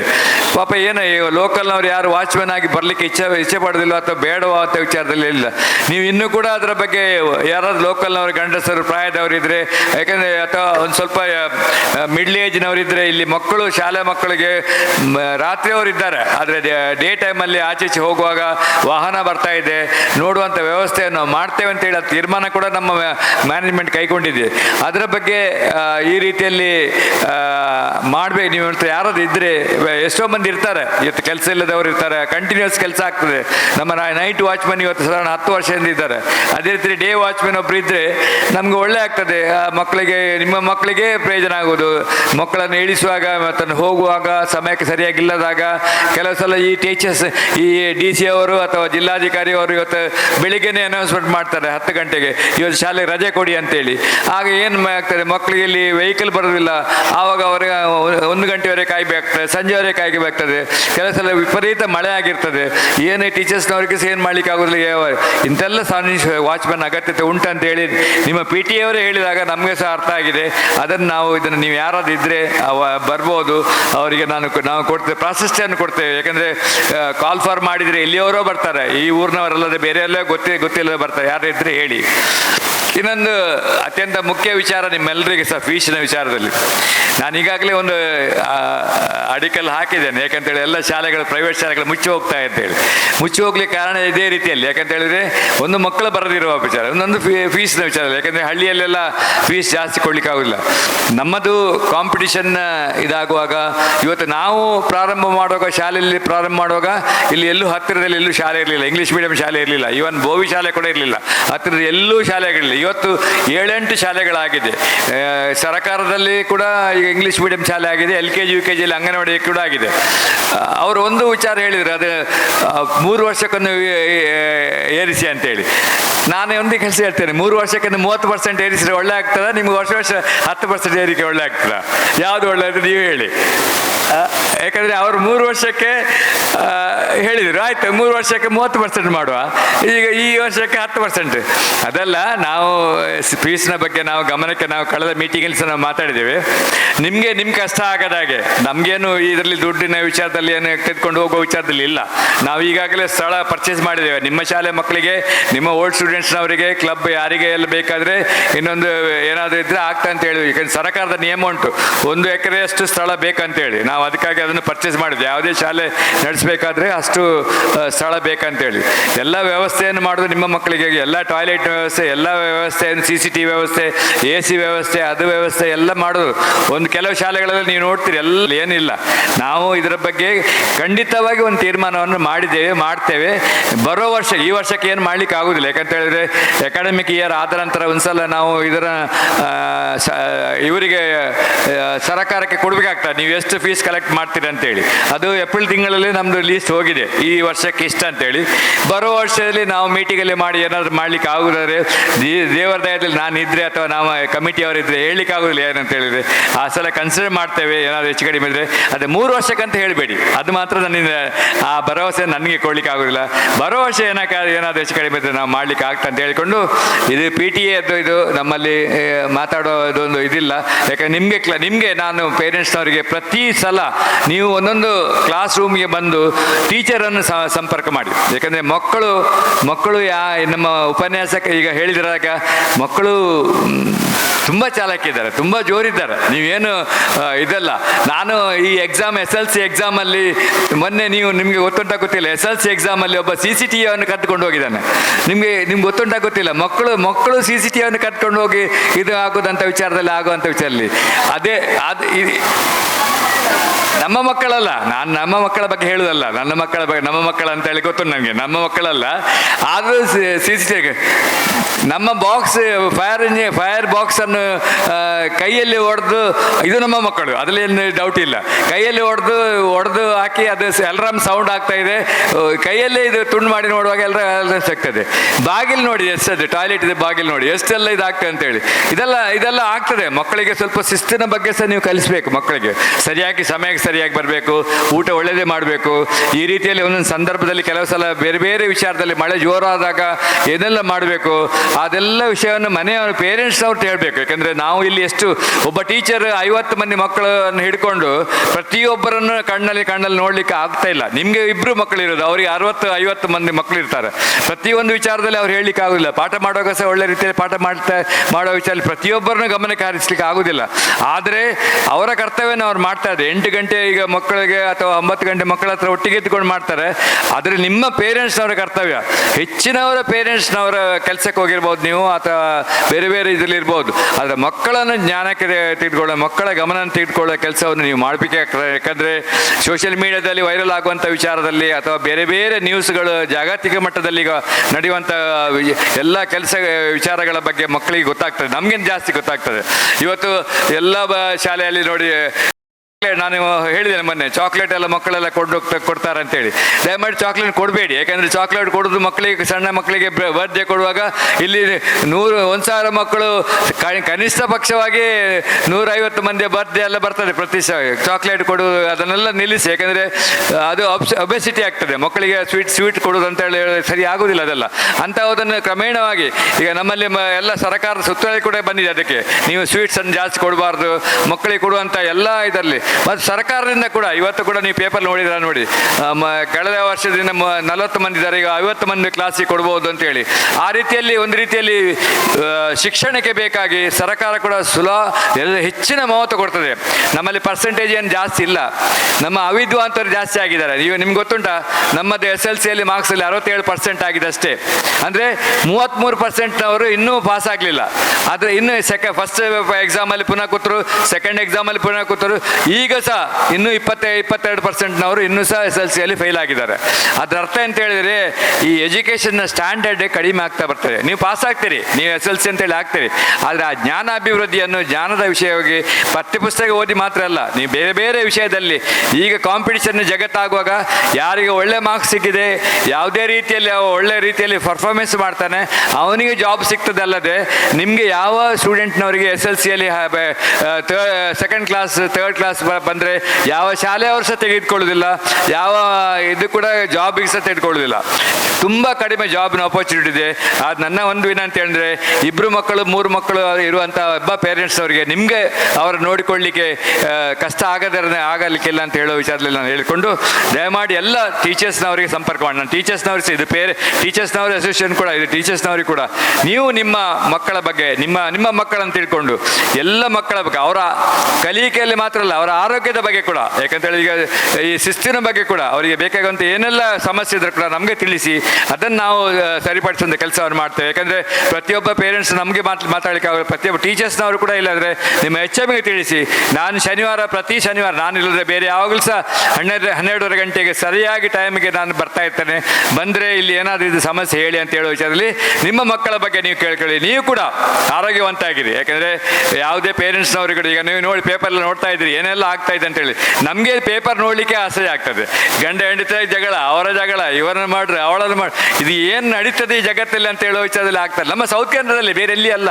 ಅದನ್ನು ನೋಡುವಂಥ ವಿಷಯದಲ್ಲಿ ಹೇಗೆ ಈ ರೀತಿ ಮನಸ್ಥಿತಿ ಬರ್ತಂತ ಹೇಳೋ ವಿಷಯದಲ್ಲಿ ನನಗೆ ಹಾಕೋದಿಲ್ಲ. ಈ ಪೇರೆಂಟ್ಸ್ ಕಲಿತವರು ಕೂಡ ಈ ರೀತಿಯಲ್ಲಿ ಮಾಡ್ತಾರಂತ ಹೇಳೋ ವಿಚಾರದಲ್ಲಿ ಹೇಳಲಿಕ್ಕೆ ತುಂಬ ದುಃಖವಾಗ್ತದೆ. ಆದ್ದರಿಂದ ನನಗೆ ವೇದಿಕೆಯಲ್ಲಿರೋ ಎಲ್ಲರಿಗೂ ಕೂಡ ಮತ್ತು ಬಂದಿರೋ ಎಲ್ಲ ಪೇರೆಂಟ್ಸ್ ಅವ್ರಿಗೆ ಸಹ ನಾನು ಹೇಳಿದ ಮಾತಲ್ಲಿ ಏನೋ ತಪ್ಪಿದೆ ಕ್ಷಮಿಸಿ. ಬಟ್ ನಿಮ್ಮ ಆರೋಗ್ಯ, ನಿಮ್ಮ ಯಶಸ್ಸು, ನಿಮ್ಮ ಇದು ಎಲ್ಲ ಈ ಶಾಲೆಗೆ ಕೂಡ ಆಗ್ತದೆ. ನಮ್ಮ ಶಾಲೆ ಕೂಡ ಇನ್ನೂ ಅಭಿವೃದ್ಧಿ ಆಗಲಿ ಅಂತ ಹೇಳಲಿಕ್ಕೆ ತುಂಬ ಸಂತೋಷವಾಗ್ತದೆ. ಅವಕಾಶ ಕೊಟ್ಟ HMನವರಿಗೆ ಎರಡಕ್ಕೂ ಸಹ ನಾನು ಧನ್ಯವಾದ ಹೇಳ್ತಾ ನಾನು ಮಾತು ಮುಗಿಸ್ತಾ ಇದ್ದೇನೆ. ಜೈ ಹಿಂದ್, ಜೈ ಕರ್ನಾಟಕ. ನಿಮಿತ್ತ ಶ್ರೀಯುತರು ವೇದಿಕೆಯಿಂದ ನಿರ್ಗಮಿಸುತ್ತಿದ್ದಾರೆ. ಅವರಿಗೆ ಧನ್ಯವಾದಗಳು. ನಮ್ಮ ಶಾಲೆ ಯಾವ ರೀತಿ ಬೆಳೆದು ಬಂತು ಎಂಬುದನ್ನು ಸವಿಸ್ತಾರವಾಗಿ ತಿಳಿಸಿದಂತಹ ಶ್ರೀಯುತರಿಗೆ ಧನ್ಯವಾದಗಳು. ಭಗವತಿ ಪ್ರಾಥಮಿಕ ವಿಭಾಗದ ಮುಖ್ಯ ಶಿಕ್ಷಕಿ ಶ್ರೀಮತಿ ಪ್ರಮೀಳಾರವರು ಪೋಷಕರನ್ನುದ್ದೇಶಿಸಿ ಒಂದೆರಡು ಮಾತುಗಳನ್ನಾಡಬೇಕಾಗಿ ಕೇಳಿಕೊಳ್ಳುತ್ತೇನೆ. ನಮ್ಮ ಮ್ಯಾನೇಜ್ಮೆಂಟ್ ಈ ಸಲ ಸ್ಮಾರ್ಟ್ ಪ್ಯಾನಲ್ ಒಂದು ಇಂಟ್ರೊಡ್ಯೂಸ್ ಮಾಡಿದ್ದಾರೆ.